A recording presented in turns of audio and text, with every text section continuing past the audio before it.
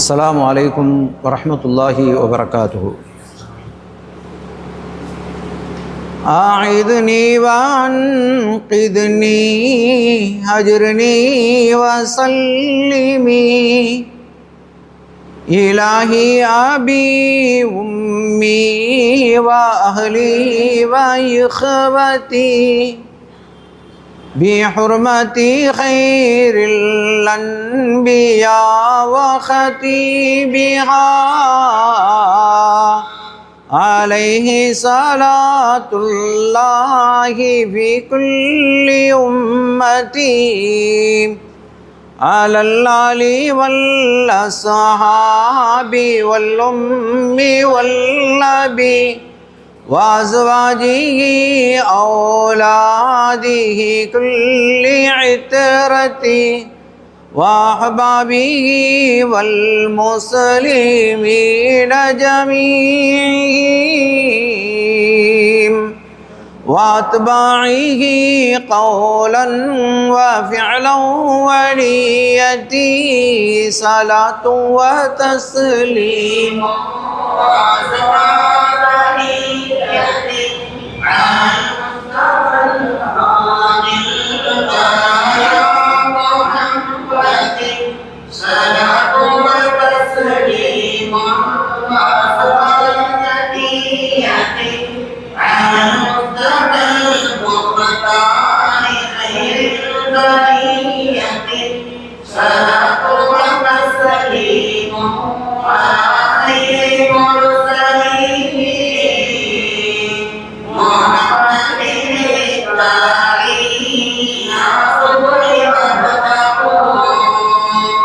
إنه من سليمان وإنه بسم الله الرحمن الرحيم.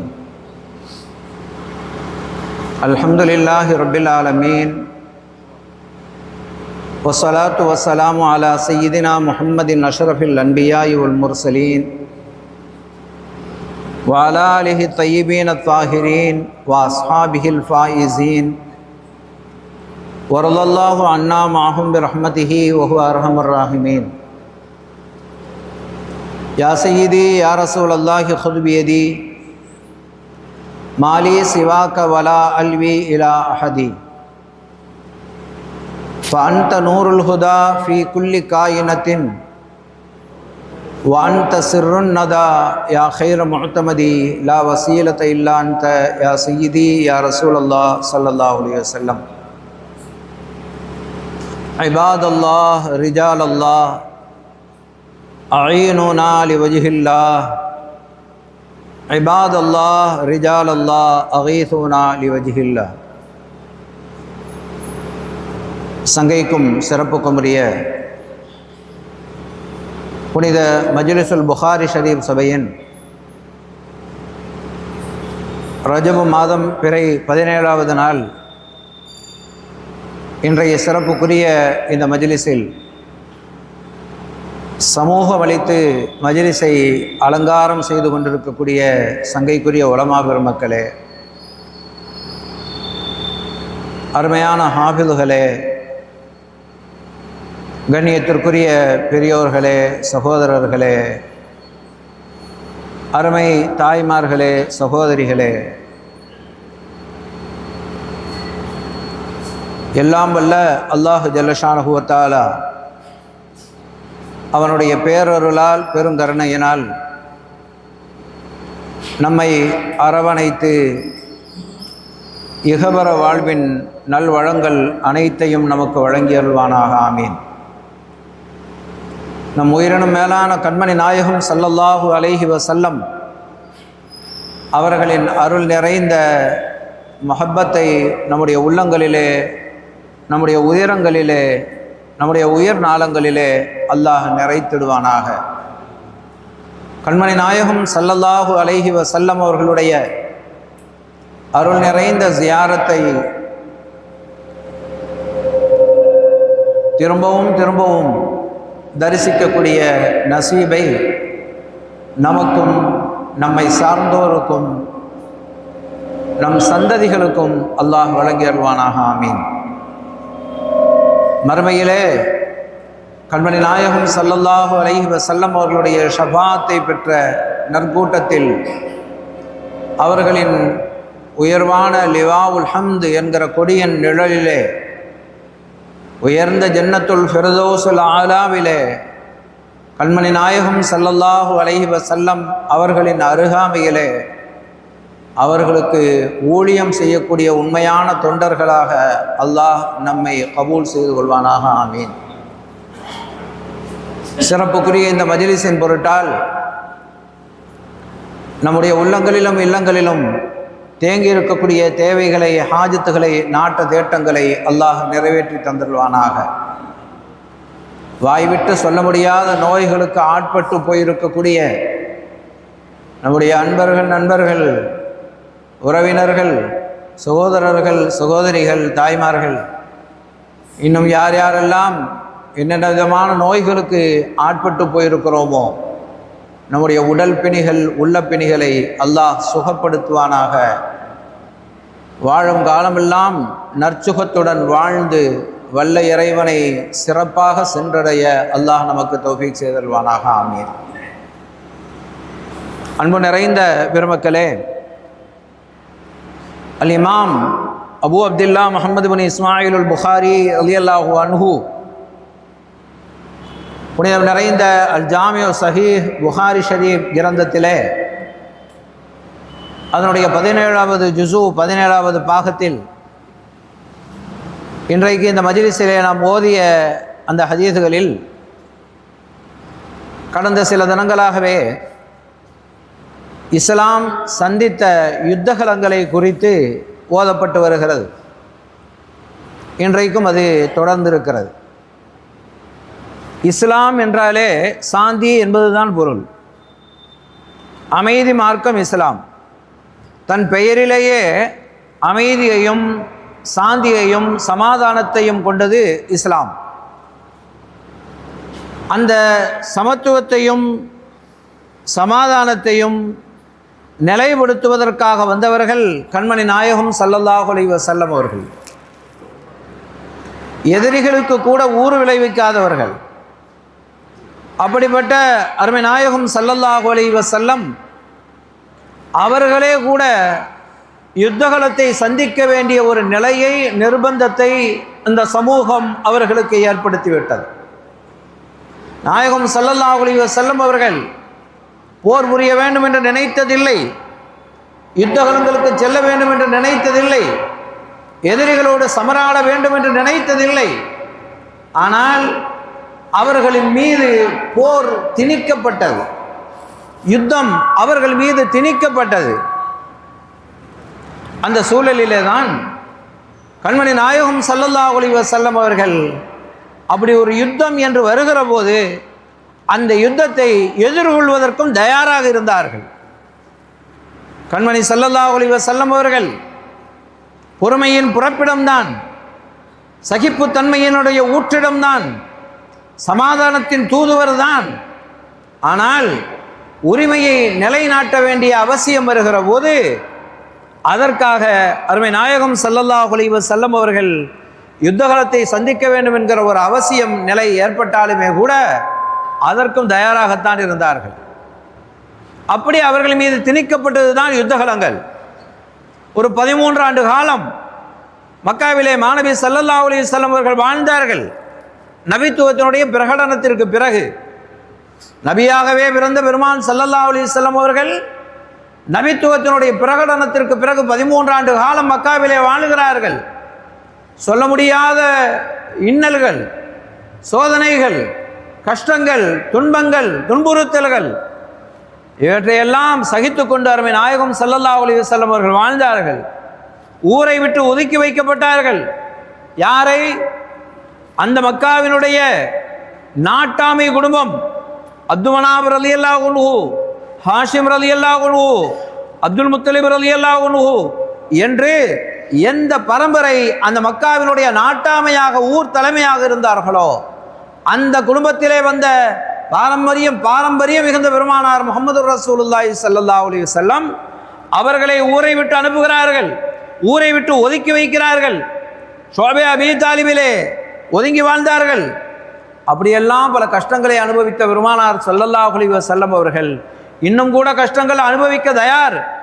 ஆனாலும் கூட எங்கே தன்னை நம்பி வந்த தோழர்கள் சஹாபிகள் அவர்கள் துன்புறுத்தப்படுகிறார்களே, அவர்கள் இன்னலுக்கு விளைவிக்கப்படுகிறார்களே என்ற அந்த கொடுமைகள் ரொம்ப கடுமையான போது இனி மக்காவை பிரிந்து செல்ல வேண்டும் என்கிற ஒரு நிர்பந்தம் ஏற்பட்டு அருமைநாயகம் ஸல்லல்லாஹு அலைஹி வஸல்லம் அவர்கள் மக்காவை பிரிந்து மதீனாவிற்கு போகிறார்கள்.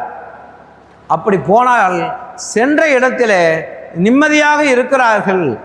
எனவே அவர்களின் நிம்மதியை குலைக்க வேண்டும், அவர்கள் சென்ற இடத்திலே வாழுகிற அந்த அமைதியை குலைக்க வேண்டும் என்று மக்காவிலிருந்து படை புறப்பட்டு யுத்தம் செய்வதற்காக வருகிறார்கள்.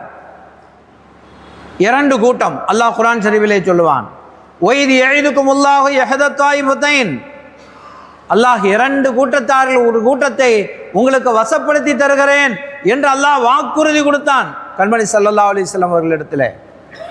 யார்? ஒன்று சிரியாவிலே வியாபாரத்தை முடித்துவிட்டு பெரும் லாபங்களோடு பண பலத்தோடு வருகிறார்களே அபூ சுஃபியான், அன்றைக்கு இஸ்லாத்தை ஏற்றுக்கொள்ளாத நிலை, அவர்கள் சிரியாவிலிருந்து பண பலங்களோடு முதல்களோடு வருகிறார்கள். அப்படி வருகிறவர்கள் மக்காவிற்கு இந்த பணத்தோடு போய் சேர்ந்தால் என்ன ஆகும்? பணம் கையிலே இருந்தால், செல்வம் கொட்டி கிடந்தால் விளைவு யாரையாவது ஏதாவது துன்புறுத்தி கொண்டிருக்க தோணும். சில பேருக்கு செல்வம் வந்துவிட்டால் அது ஹலாலான வழியிலே வந்தாலும் சரி, ஹராமான வழியிலே வந்தாலும் சரி, செல்வம் மிகைத்து போய்விட்டால் அவர்களுடைய தோள்கள் தினவெடுக்கும். எடுத்து தனக்கு கீழாலே உள்ளவர்களை ஏதாவது துன்புறுத்த வேண்டும் என்பதுதான் செல்வம் இருக்கிறவர்களுடைய நிலையாக இருக்கும். அந்த எல்லாருக்கும் அல்ல, சில பேருக்கு இருக்கும். எனவே ஒன்று அபூ சுஃபியான் அவருடைய தலைமையிலே சிரியாவிலிருந்து மக்காவிற்கு போகிற படை, அல்லது மக்காவிலிருந்து அபூஜஹலுடைய தலைமையிலே ஒரு படை புறப்பட்டு வருகிறது. 2இல் 1. இந்த 2இல் 1 உங்களுக்கு வசப்படுத்தி தருகிறேன் என்று அல்லாஹ் சொன்னான். அப்போது அபூ சுஃபியான் சிரியாவிலிருந்து வருகிறார்கள். மதீனாவை தாண்டித்தான் மக்காவிற்கு போக வேண்டும். ஆனால் இன்னொரு மாற்றுப்பாதை வழியாக கடந்து போய்விடுகிறார்கள். அப்படி நான் கடந்து வந்து விட்டேன், இனிமேல் எனக்கு எந்த விதமான பிரச்சனையும் இல்லை, மக்காவிலிருந்து அபூஜஹல் தலைமையிலே படை புறப்பட்டு வர வேண்டாம் என்று சொல்லித்தான் அபூ சுஃபியான் ஆள் அனுப்பினார்கள். எங்கே? மக்காவிற்கு. ஆனால் அபூஜஹல் இல்லை, நாங்கள் அரபு தீபகற்பத்தினுடைய உயர் குடும்பத்தை சார்ந்தவர்கள், எங்களிடத்தில் செல்வங்கள் நிறைந்து கிடக்கின்றன, எனவே நாங்கள் புறப்பட்டு செல்வோம், சென்று எங்களுடைய வாகனங்களோடு போவோம், உணவுகளை எடுத்துக்கொண்டு செல்வோம், பெண்களை அழைத்து கொண்டு செல்வோம், அங்கே நாங்கள் மதுபானங்களை அருந்துவோம், மகளிர்களை ஆடச் சொல்லி அங்கே எங்களுடைய குடும்ப பெருமையை நிலைநாட்டுவோம் என்று ஆணவத்தின் விளிம்பிலே நின்று அபூஜஹல் புறப்பட்டு மக்காவிலிருந்து புறப்பட்டு வருகிறார். எங்கே வந்தார்? பத்ர் காலத்திற்கு. அதாவது அருமை நாயகம் ஸல்லல்லாஹு அலைஹி வஸல்லம் அவர்கள் சஹாபிகள்கிட்ட சொல்கிறார்கள், தோழர்களே, மக்காவிலிருந்து அபூஜஹல் புறப்பட்டு விட்டார், 1000 பேர்களை அழைத்து கொண்டு வாகன வசதிகளோடு வருகிறார், எல்லா ஆயுத பலங்கள் இருக்கின்றன, எல்லாமும் இருக்கிறது. அப்படிப்பட்ட ஒரு கூட்டத்தை மதீனா ஊருக்குள்ளே விடக்கூடாது. ஊருக்குள்ளாலே வந்தாலே என்ன செய்வார்கள்? ஊரை கபலீகரம் செய்வார்கள், துவம்சம் செய்வார்கள். எனவே அப்படிப்பட்டவர்களை ஊருக்கு உள்ள விடாமல் நாம் ஊருக்கு வெளியிலே செல்வோம், நாம் ஊருக்கு வெளியிலே சென்று அவர்களை எதிர்கொள்வோம் என்கிறார்கள் அருமை நாயகம் ஸல்லல்லாஹு அலைஹி வஸல்லம் அவர்கள். நாம் பார்த்தாலே தெரியும், மக்காவிலிருந்து பத்ர் நடைபெற்ற இடம் எவ்வளவு தூரம், ஆனால் மதீனாவிலிருந்து பக்கம். அப்படியானால் போருக்கு புறப்பட்டு வந்தவர்கள் தான் மக்காவாசிகள். மக்காவாசிகள் போருக்கு புறப்பட்டு வருகிறார்கள். ஆனால்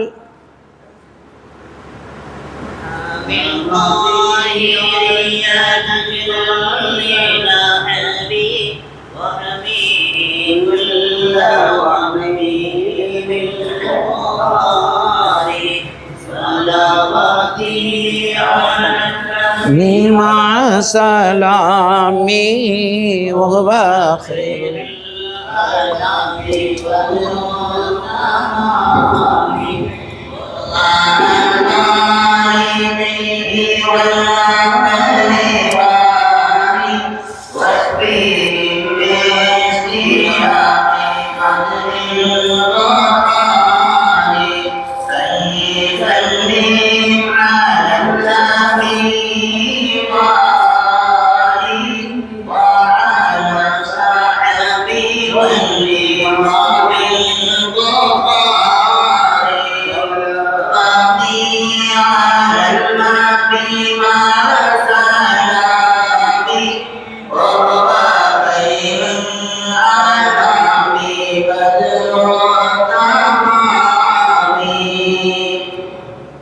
மக்காவிலிருந்து போருக்கு புறப்பட்டு வருகிறார்கள். அவர்கள் வந்த தூரம்தான் அதிகம். அவர்களை எதிர்கொள்வதற்காக மதீனா ஷரீஃபிலிருந்து வெளியிலே வருகிறார்கள் நாயகம் ஸல்லல்லாஹு அலைஹி வஸல்லம் அவர்கள். அப்படி வருகிறவர்களை எதிர்கொள்ள வேண்டியதற்காக வேண்டி புறப்பட்டார்கள். எனவே நாயகம் ஸல்லல்லாஹு அலைஹி வஸல்லம் அவர்கள் போருக்கு போகவில்லை, போருக்கு புறப்பட்டு வந்தவர்களை எதிர்கொண்டார்கள். இதை நாம் நினைவிலே வைத்துக் கொள்ள வேண்டும். ஹைர், இப்போது போருக்காக புறப்பட்டு வர்றாங்களே, இவர்களை நாம் எப்படி எதிர்கொள்வது? சஹாபிகளிடத்திலே ஒரு ஆலோசனை செய்கிறார்கள் கண்மணி ஸல்லல்லாஹு அலைஹி வஸல்லம் அவர்கள். இப்படி வருகிறவர்கள் என்ன செய்வது என்கிற போது, சஹாபிகள் மக்காவிலிருந்து புறப்பட்டு வந்தவர்கள், மக்காவிலிருந்து ஊரை விட்டு வந்தவர்கள், ஹிஜ்ரத் செய்து வந்தவர்கள், தங்களுடைய வீடுகளை விட்டு வந்தவர்கள், தங்களுடைய வசதிகளை சுகங்களை எல்லாவற்றையும் விட்டுவிட்டு வந்தவர்கள். அவர்கள் அப்படியானால் உயிரை கூட துறப்பதற்கு தயாராக இருக்கக்கூடியவர்கள் தானே. அதனால முஹாஜிர்கள் தயாராக இருக்கிறார்கள். சரி, அன்சாரிகளுடைய நிலை என்ன? அருமை நாயகம் ஸல்லல்லாஹு அலைஹி வஸல்லம் அவர்கள் அதை தெரிந்து கொள்ள விரும்புகிறார்கள். அதை அவர்கள் தெரிந்து கொள்ள விரும்பவில்லை. அன்சாரிகளும் யுத்தத்திற்கு தயாராகத்தான் இருக்கிறார்கள் என்பதை மற்ற உலகறிய மக்களுக்கு தெரிவிக்க வேண்டும் என்பதற்காக அருமை நாயகம் ஸல்லல்லாஹு அலைஹி வஸல்லம் அவர்கள் அன்சாரிகளிடத்திலே கருத்து தெரிவிக்க விரும்புவது போல, அவர்களுடைய கருத்தை தெரிந்து கொள்ள விரும்புவது போல ஒரு கருத்தை மக்களிடத்தில் விட்டார்கள். அன்சாரி சஹாபிகள் இருந்தார்கள். நாயகமே யார சொல்லலாம், எங்களையா நீங்கள் அப்படி சந்தேகிக்கிறீர்கள்? யுத்தத்திற்கு நாங்கள் வருவோமா என்றா நீங்கள் நினைக்கிறீர்கள்? ஏன் வரமாட்டோம்? மூசா அலைஹிஸ்ஸலாம் அவர்களுடைய கூட்டத்தார்கள் சொன்னார்களே, லா நகூலு கமா கால அஸ்ஹாபி மூசா அலைஹிஸ்ஸலாம் ஃபதஹப அன்த வ ரப்புக ஃபகாத்திலா இன்னா ஹாஹுனா காயிதூன். மூசா அலைஹிஸ்ஸலாம் அவர்களுடைய கூட்டத்தார்கள் சொன்னார்கள், நீங்களும் உங்களுடைய ரப்பும் சென்று போரிடுங்கள், நாங்கள் பார்த்து கொண்டிருக்கிறோம் என்றார்களே, அப்படி நாங்கள் சொல்லிவிட மாட்டோம் நாயகமே. மாறாக நீங்கள் ஆழி பெரும் கடலை காட்டி சமுத்திரத்தை காட்டி அதிலே நீங்கள் விழுந்துவிட சொன்னால் சொல்வது நீங்கள் என்பதாலே நாங்கள் விழுந்துவிட தயாராக இருக்கிறோம் நாயகமே, ஏன் என்று நாங்கள் கேட்கப் போவதில்லை. ஈராக்கினுடைய ஆபத்துகள் நிறைந்த காடுகளுக்கு எங்களுடைய வாகனங்களை ஓட்டிக்கொண்டு போய்விடுங்கள் என்று சொன்னால் நாயகமே சொல்வது நீங்கள் என்பதாலே நாங்கள் அப்படி போய்விடுவதற்கும் தயாராக இருக்கிறோம் நாயகமே, நாங்கள் ஏன் என்று காரணம் கூட கேட்க மாட்டோம். சஹாபிகளுடைய நிலைப்பாடு, ஒவ்வொரு சஹாபிகளும் சஅத் ரலியல்லாஹு அன்ஹு, மிக்தாத் ரலியல்லாஹு அன்ஹு போன்ற ஒவ்வொரு சஹாபிகளும் தங்களுடைய அன்சாரிகளுடைய நிலைப்பாட்டை தெரிவித்து விட்டார்கள். அதாவது அன்சாரிகளும் தயாராகத்தான் இருக்கிறார்கள் என்பதை சஹாபிகளுக்கு மட்டுமல்ல உலகறிய நாயகம் ஸல்லல்லாஹு அலைஹி வஸல்லம் அவர்கள் தன்னுடைய தோழர்கள் யார், சஹாபிகள் யார், தான் அழைத்தால் உயிரை விட்டுவிட்டு உயிரை கூட விடுவதற்கு தயாராக இருக்கக்கூடியவர்கள், உறவுகளை பிரிந்து வருவது பெரிதல்ல, அவர்கள் உயிரையும் கூட பிரிவதற்கு தயாராக இருக்கிறவர்கள் தான் என்னுடைய தோழர்கள் என்பதை இந்த சமூகத்திற்கு அறிமுகப்படுத்துவதற்காக பிரகடனப்படுத்துவதற்காக பெருமானார் ஸல்லல்லாஹு அலைஹி வஸல்லம் அவர்கள் ஏற்படுத்திய இந்த கருத்து கேட்பு கூட்டம் ஷூரா மஜ்லிஸ், அதிலே முடிவு வந்துவிட்டது, சஹாபிகள் எதற்கும் துணிந்து விட்டார்கள் என்று. ஆமாம் சகோதரர்களே, சஹாபிகள் தன் வீட்டிலிருந்து புறப்படுகிற போது தன்னுடைய தாயிடத்திலோ தந்தையிடத்திலோ பெற்றோர்களிடத்திலே நான் போருக்காக போகிறேன் போய்விட்டு வருகிறேன் என்று சொல்லிவிட்டு போக மாட்டார்கள். எந்த சஹாபியும் தன் பெற்றோர்களிடத்தில் அப்படி சொல்லிவிட்டு சென்றதாகவோ, எந்த கணவரும் தன் மனைவியிடத்திலே நான் யுத்தத்திற்கு போகிறேன் போய்விட்டு வருகிறேன் என்று சொல்லிவிட்டு போகவில்லை சகோதரர்களே. தன் பிள்ளைகளிடத்திலே நான் போருக்கு போகிறேன் போய்விட்டு வருகிறேன் என்று எந்த சஹாபிகளும் தன் பிள்ளைகளிடத்தில் சொல்லிவிட்டு போவதில்லை. போய் வருகிறேன் என்பதல்ல, போருக்கு போகிறேன் என்று சொல்லிவிட்டு போவார்கள். காரணம் என்ன? செல்கிற இடத்திலே போகிற இடத்திலே உயிர் பலியாக வேண்டிய ஷஹீதாக வேண்டிய நிலை ஏற்படுமேயானால் அதை மலர்ந்த முகத்தோடு ஏற்றுக்கொள்வதற்கு தயாராக இருந்தவர்கள் சஹாபிகள். இன்னொரு செய்தி, சஹாபிகள் புறப்படுறாங்களே, அப்படி போகும்போது கூட யாராவது ஒரு தாய் தன் மகனை பார்த்து, மகனே என்னை இப்படி விட்டு விட்டு போகிறீர்களே என்று ஒரு தாயோ ஒரு தந்தையோ ஒரு மனைவியோ அல்லது பிள்ளைகளோ அப்படி சொன்னதாக கூட சரித்திரமில்லை சகோதரர்களே.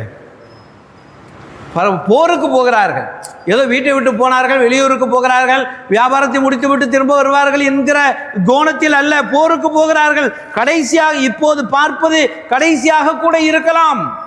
தன் கணவரை சந்திப்பது இதுதான் கடைசியாக மனைவிக்கு இருக்கலாம்.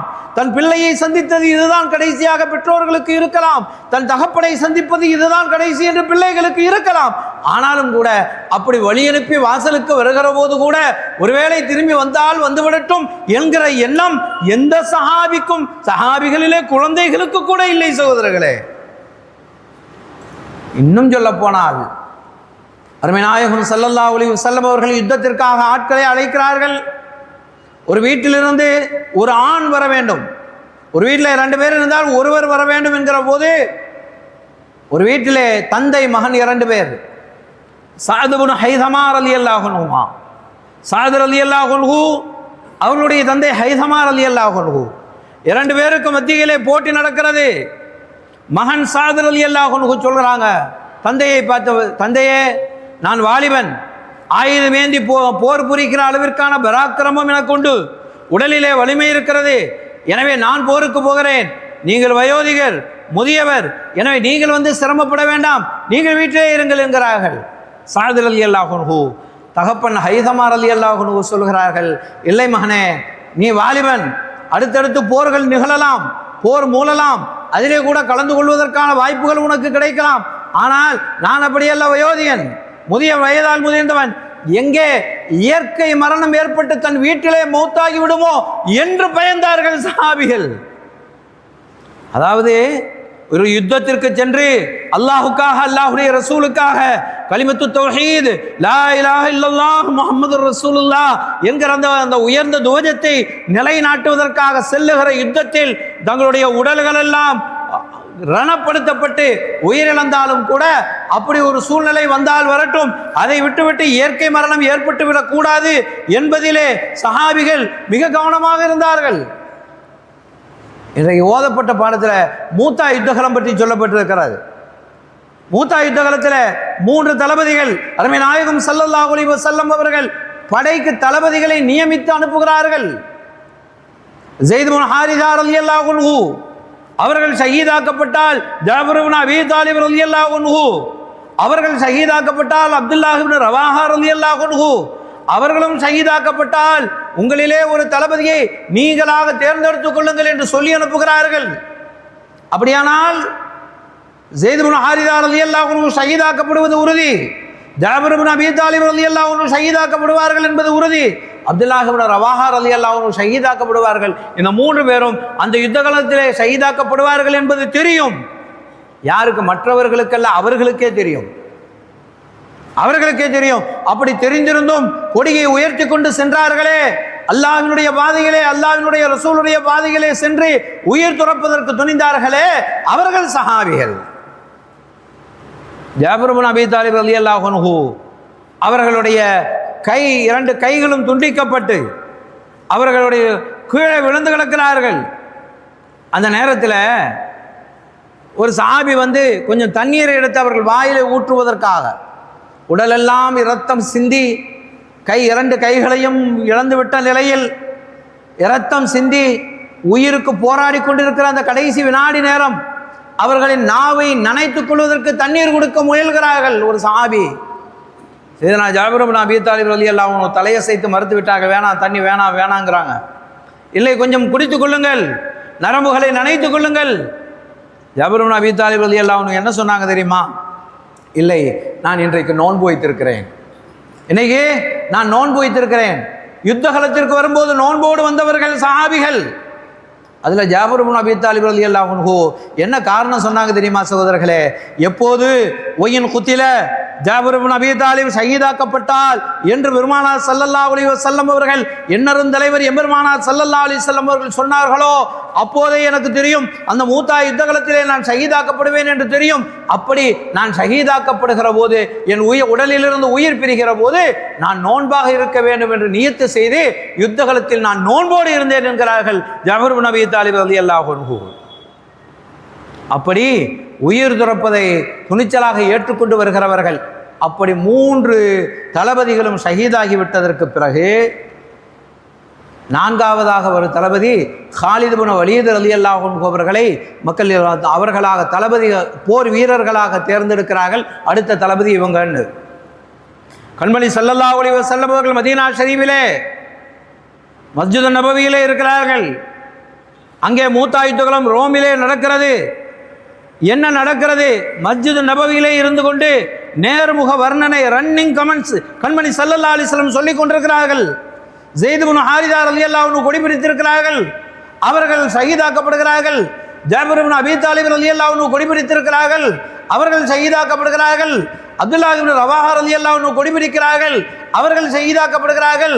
சைஃபுல்லா காலித் இப்னு வலீத் ரலியல்லாஹு அன்ஹு அவர்கள் 4வதாக தளபதியாக நியமிக்கப்பட்டிருக்கிறார்கள் என்கிற இந்த செய்தியை அருமை நாயகம் ஸல்லல்லாஹு அலைஹி வஸல்லம் அவர்கள் மஸ்ஜித் நபவியிலே இருந்து கொண்டு சொல்கிறார்கள். அனஸ் ரலியல்லாஹு அன்ஹு அறிவிக்கிறாங்க இந்த செய்தியை. ஐஷா ரலியல்லாஹு அன்ஹா வீட்டிலே இருந்து கொண்டு தன் வீட்டினுடைய கதவினுடைய இடுக்கு ஓரத்தின் வழியாக பார்த்து கொண்டு சொல்கிறார்கள். கண்மணி ஸல்லல்லாஹு அலைஹி வஸல்லம் அவர்கள் கண்களிலிருந்து கண்ணீர் உகுத்தது அதை பார்த்தார்கள் ஐஷா ரலியல்லாஹு அன்ஹா. 4வது தளபதி காலித் இப்னு வலீத் ரலியல்லாஹு அன்ஹு. ஆனால் 4வதாக ஒரு தளபதியை நீங்கள் தேர்ந்தெடுத்துக் கொள்ளுங்கள் என்று சொன்னார்களே, ஆனால் அவரும் ஷஹீதாக்கப்பட்டால் என்று பெருமானார் ஸல்லல்லாஹு அலைஹி வஸல்லம் அவர்கள் சொல்லவில்லை. ஏன்? அவர்களுக்கு தெரியும் யார் யார் ஷஹீதாக்கப்படுவார்கள் என்று. யார் யார் ஷஹீதாக்கப்படுவார்கள் என்று அவர்களுக்கு தெரியும். அவர்களுக்கு தெரியாத ஒன்றல்ல, அல்லாஹ் அவர்களுக்கு அனைத்தையும் கற்றுக் கொடுத்தான். எல்லா விதமான ஞானத்தையும் அவர்களுக்கு அல்லாஹ் போதித்து விட்டான். வஅல்லமக மா லம் தகுன் தஅலம். நாயகமே, உங்களுக்கு என்னவெல்லாம் தெரியாதோ அவை அனைத்தையும் உங்களுக்கு நாம் கற்றுத்தந்து விட்டோம் என்று அல்லாஹ் சொல்லிவிட்டான். எனவே அவர்களுக்கு எந்த திரையும் கிடையாது.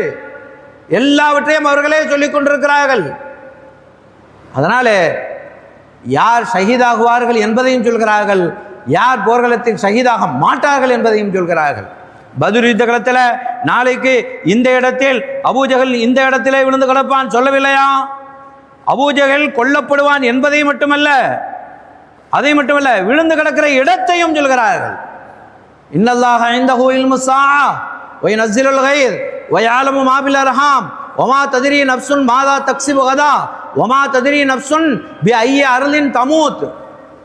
5 விஷயங்கள் அதனுடைய ஞானம் அல்லாஹ்விடத்திலே இருக்கிறது. ஆனால் அதை அல்லாஹ் விரும்புகிறவர்களுக்கு இறைவன் கற்றுக் கொடுப்பான். ஒமா யஅலமு தஅவீலஹு இல்லல்லாஹ் வர்ராசிகுன பில் இல்ம். அல்லாஹ் சொல்கிறானே, அப்படி அல்லாஹ் எந்தெந்த ஞானத்தை யார் யாருக்கு கொடுக்க வேண்டுமோ அவர்களுக்கு அல்லாஹ் கொடுத்தான். ஆலிமுல் கைப் வலா யுத்ஹிரு அலா கைபிஹி அஹதா. அல்லாஹ் தான் ஆலிமுல் கைப், அவன் தான் மறைவான ஞானத்தை உடையவன். அவனுக்கு எது மறைவு? எதுவுமே அவனுக்கு மறைவில்லை. நமக்கு எது மறைவோ அதையும் அறிந்தவன் அல்லாஹ். அதை வேற யாருக்கும் வெளிப்படுத்த மாட்டான். இல்லாம நிறுத்தலாம் ரசூலின். யார் ரசூல்மார்களிலே அவன் யாரை பொருந்தி கொண்டானோ அவர்களை தவிர. அப்படி அருமை நாயகம் ஸல்லல்லாஹு அலைஹி வஸல்லம் அவர்களுக்கு அனைத்து விதமான ஞானத்தையும் கற்றுக் கொடுத்தான் அல்லாஹ். எனவே நாளை அபூஜஹல் இங்கே கொல்லப்படுவான் என்று சொன்னது மட்டுமல்ல, இந்த இடத்திலே என்று இடத்தை அடையாளம் போட்டு காட்டினார்கள் பெருமானார் ஸல்லல்லாஹு அலைஹி வஸல்லம் அவர்கள். ஹைர். அப்படி இருக்க காலித் இப்னு வலீத் ரலியல்லாஹு அன்ஹு மூத்தா யுத்த காலத்தில் ஒயின் குத்தில அவரும் கொல்லப்பட்டால்னு சொல்லல. அதனுடைய விளைவு காலித் இப்னு வலீத் ரலியல்லாஹு அன்ஹு மூத்தா யுத்த காலத்தில் ஷஹீதாக்கப்படவில்லை என்பது மட்டுமில்லை சகோதரர்களே, அவர்கள் எந்த யுத்தத்திலுமே ஷஹீதாக்கப்படவில்லை. காலித் இப்னு வலீத் இந்த யுத்தத்தில் ஷஹீதாக்கப்படுவாரேயானால் என்று சொல்லவில்லை. அவர்களை குறித்த ஷஹீதுங்கிற வார்த்தையே சொல்லல நாயகம் ஸல்லல்லாஹு அலைஹி வஸல்லம். அதன் விளைவு அவர்கள் ஷஹீதாகவே இல்லை. கடைசி கட்டம் காலித் பின் வலீத் ரலியல்லாஹு அன்ஹு தன் வீட்டிலே இருந்து நிறைவை நெருங்கி கொண்டிருக்கிற போது சக்கராத்திலே சொல்கிறார்கள், இந்த காலித் சைஃபுல்லா எத்தனை யுத்தகலத்தை சந்தித்திருக்கிறேனே, அத்தனை யுத்தகலத்தில் ஏதாவது ஒரு யுத்தத்திலே கலந்து கொண்டு ஷஹீதாகி இருந்தால் ஷஹீத் என்கிற உயர்ந்த மர்த்தபா எனக்கு கிடைத்து போயிருக்குமே. ஒரு ஒட்டகம் வயது முதிர்ந்த நிலையிலே உடலெல்லாம் குறுகி போய் நோயுற்று படுக்கையிலே தன் தொழுவத்திலே மரணித்து போவதை போலல்லவா இந்த காலித் வீட்டிலே இயற்கை மரணத்தை அடைகிறேன் என்று சொன்னார்கள் காலித் பின் வலீத் ரலியல்லாஹு அன்ஹு. சஹாபிகளுக்கு இயற்கை மரணத்தை விட அல்லாஹுக்காக அல்லாஹுடைய ரசூலுக்காக யுத்தகலம் கண்டு அங்கே ஷஹீதாகுவதைத்தான் விரும்பியவர்கள் சஹாபிகள். அதனாலே தான் ஹைதமா ரலியல்லாஹு அன்ஹு சொல்கிறார்கள் தன் மகனை பார்த்து, மகனே உங்களுக்கு வயது இருக்கிறது, வாலிபம் இருக்கிறது, அடுத்தடுத்து போர்கள் நிகழலாம், அங்கே நீங்கள் சென்று கொள்ளலாம். அல்லாஹ்வினுடைய ரசூலுக்கு பின்னாலே நான் வயது முதிர்ந்தவனாக இருக்கிறேன், இயற்கை மரணத்திற்கு முன்னாலே நான் யுத்த காலத்திலே கலந்து ஷஹீதாகிவிட வேண்டும் என்று விரும்புகிறேன். மகனே எனக்கு அதை நீங்கள் விட்டுத்தாங்களேன்னு கேட்குறாங்க. ஒரு தகப்பன் தந்தை தன் பிள்ளை இடத்திலே கெஞ்சி கேட்கிறார்கள், போருக்கு நான் போகிறேன் மகனை, என்னை விடுங்கள் என்று. போருக்கு செல்வதற்கு மகன் சஅத் ரலியல்லாஹு அன்ஹு சொல்றாங்க, ஆமாம் தந்தையே, நீங்கள் சொல்வது உண்மைதான், ஆனால் இது சுக பிரச்சனை அல்ல, உலகத்திலே வாழுகிற பிரச்சனை அல்ல, ஆனால் இது சுவர்க்கத்திற்குரிய விஷயம். அதனாலே நான் அருமை தந்தையே விட்டு கொடுப்பதற்கு எதுவும் இல்லை, உங்களுக்குரியது தனி, எனக்குரியது தனி, உங்களுக்காக நான் விட்டு தந்து விட்டு நான் தனியாக இருக்க முடியாது, அதனாலே நானும் போருக்கு செல்லத்தான் விரும்புகிறேன் தந்தையே, விட்டு தருவதற்கு இடமில்லை என்கிறார்கள். சஹாபிகளை குறித்து அல்லாஹ் சொல்கிறான், ஒயுசிரோன் அலா அன்ஃபுஸிஹிம் வலவ் கான பிஹிம் ஹஸாஸா. சஹாபிகள் அவர்களுக்கென்று தேவை இருக்கும், ஆனாலும் கூட தன் தேவையை விட பிறரை முற்படுத்துவார்கள். அல்லாஹ் சொல்கிறான், ஆனால் அப்படிப்பட்ட சஹாபிகள் கூட இந்த விஷயத்தில் பிறருக்கு விட்டு தயார் இல்லை. நான் தான் யுத்தத்திற்கு செல்ல வேண்டும், அல்லாஹ்வினுடைய ரசூலுக்கு பின்னாலே அணிவகுத்து செல்கிற வீரர்களிலே நான் இருக்க வேண்டும், எனவே தந்தையே என்னை விட்டு விடுங்கள், நான் போகிறேன் என்கிறார்கள். தந்தை நான் என்கிறார்கள், மகன் நான் என்கிறார்கள். இருவருக்கு மத்தியிலே குலுக்கல் சீட்டு போடப்பட்டது. சகோதரர்களே, குலுக்கல் சீட்டு எதற்கு? யுத்த காலத்தில் யார் கலந்து கொள்வது என்று தந்தைக்கும் தனையனுக்கும் மத்தியிலே நடந்த போட்டியில் குலுக்கல் சீட்டு போடப்பட்டதிலே மகனின் பெயர் வந்து விடுகிறது, சஅத் ரலியல்லாஹு அன்ஹுடைய பெயர் வந்து விடுகிறது. சஅத் ரலியல்லாஹு அன்ஹு அவர்கள் தான் பத்ர் யுத்த காலத்திற்கு செல்கிறார்கள், சென்று அந்த யுத்த காலத்திலே ஷஹீதாகிறார்கள். இன்னா லில்லாஹி வ இன்னா இலைஹி ராஜிஊன். ஆனால் ஹைதமா ரலியல்லாஹு அன்ஹு விடவில்லை. அடுத்தொரு யுத்தம் உஹத் யுத்தகலம் வருகிறது. பத்ர் யுத்தகலத்திலே தோற்று போய் சென்றவர்கள் அந்த வெறியை தீர்ப்பதற்காக திரும்ப புறப்பட்டு வருகிறார்கள். அப்படி ஒரு யுத்தம் மூழுகிறது என்கிற போது இந்த ஹைதமா ரலியல்லாஹு அன்ஹு வயது முதிர்ந்த நிலையில் அவர்கள் போய் கண்மணி ஸல்லல்லாஹு அலைஹி வஸல்லம் அவர்களிடத்திலே சொல்கிறார்கள், யா ரசூலல்லாஹ், இந்த போரிலாவது என்னை சேர்த்து கொள்ளுங்கள், இந்த போரிலாவது என்னை சேர்த்து கொள்ளுங்கள். நாயகமே, சற்று முன்னர் என்னுடைய மகனை கனவு கண்டேன், சஅத் ரலியல்லாஹு அன்ஹு, என் மகனை நான் கனவிலே கண்டேன், அவர் சுவர்க்கத்தினுடைய உயர்ந்த உணவுகளை சாப்பிட்டு கொண்டிருக்கிறார். அவர் சொல்கிறார், தந்தையே நீங்களும் வந்து விடுங்கள், இதோ பாருங்கள் சுவர்க்கத்தை பாருங்கள், அதனுடைய சுகத்தை பாருங்கள், ஷஹீதாக ஒரு ஷஹீதுக்கு அல்லாஹ் வைத்திருக்கிற உயர் அந்தஸ்தை பாருங்கள், அருமை தந்தையே நீங்கள் வந்து விடுங்கள் என்று மகன் என்னை அழைக்கிறார். நாயகமே, என்னை உஹது யுத்த காலத்திலாவது என்னை அழைத்து கொண்டு செல்லுங்கள் நாயகமே என்று சொல்லி செய்தனா ஹைதமா ரலியல்லாஹு அன்ஹு அவர்கள் கண்மணி ஸல்லல்லாஹு அலைஹி வஸல்லம் அவர்களிடத்திலே வேண்டி விரும்பி கேட்டு யுத்தத்திற்கு சென்று உஹது யுத்த காலத்திலே ஹைதமா ரலியல்லாஹு அன்ஹு அவர்கள் ஷஹீதாகிறார்கள். கண்ணியத்திற்குரிய சகோதரர்களே, அல்லாஹ்வின் பாதையில் அல்லாஹ்வினுடைய ரசூலுக்காக அவர்கள் அழைக்கிறார்கள் என்கிற போது அதற்கு துணிந்து தயாராக சென்றவர்கள் சஹாபிகள், அப்படி செல்வதற்கு தயாராக இருந்தவர்கள் சஹாபிகள். அப்படி ஒரு நிலையிலே பத்ர் யுத்தகலம், அதுதான் இன்றைக்கு இஸ்லாத்தினுடைய எதிர்காலத்தை தீர்மானிக்கக்கூடிய அந்த யுத்தம். அந்த யுத்த காலத்தில் சஹாபிகளை கண்மணி ஸல்லல்லாஹு அலைஹி வஸல்லம் அவர்கள் அழைத்து கொண்டு செல்கிறார்கள். சஹாபிகள் அந்த யுத்த காலத்திலே சென்று யுத்தத்திலே கலந்து கொண்டு வீராவேசமாக அவர்கள் நிகழ்த்திய பல நிகழ்வுகள், நீண்ட நெடிய நிகழ்வுகள் நிறையவே நமக்கு இருக்கின்றன சகோதரர்களே. ஆனால் அந்த யுத்த காலத்திலே கலந்து கொண்ட சஹாபிகளை குறித்து அருமை நாயகம் ஸல்லல்லாஹு அலைஹி வஸல்லம் அவர்கள் இப்படி ஒரு வார்த்தையிலே சொன்னார்கள். பத்ர் யுத்த காலத்தில் கலந்து கொண்ட பத்ரியன்கள் இருக்கிறார்களே, சஹாபிகளிலே சிறந்தவர்கள் பத்ர் ஷஹதாக்கள். ஒரு முறை ஜிப்ரீல் அலைஹிஸ்ஸலாம் வந்தாங்க.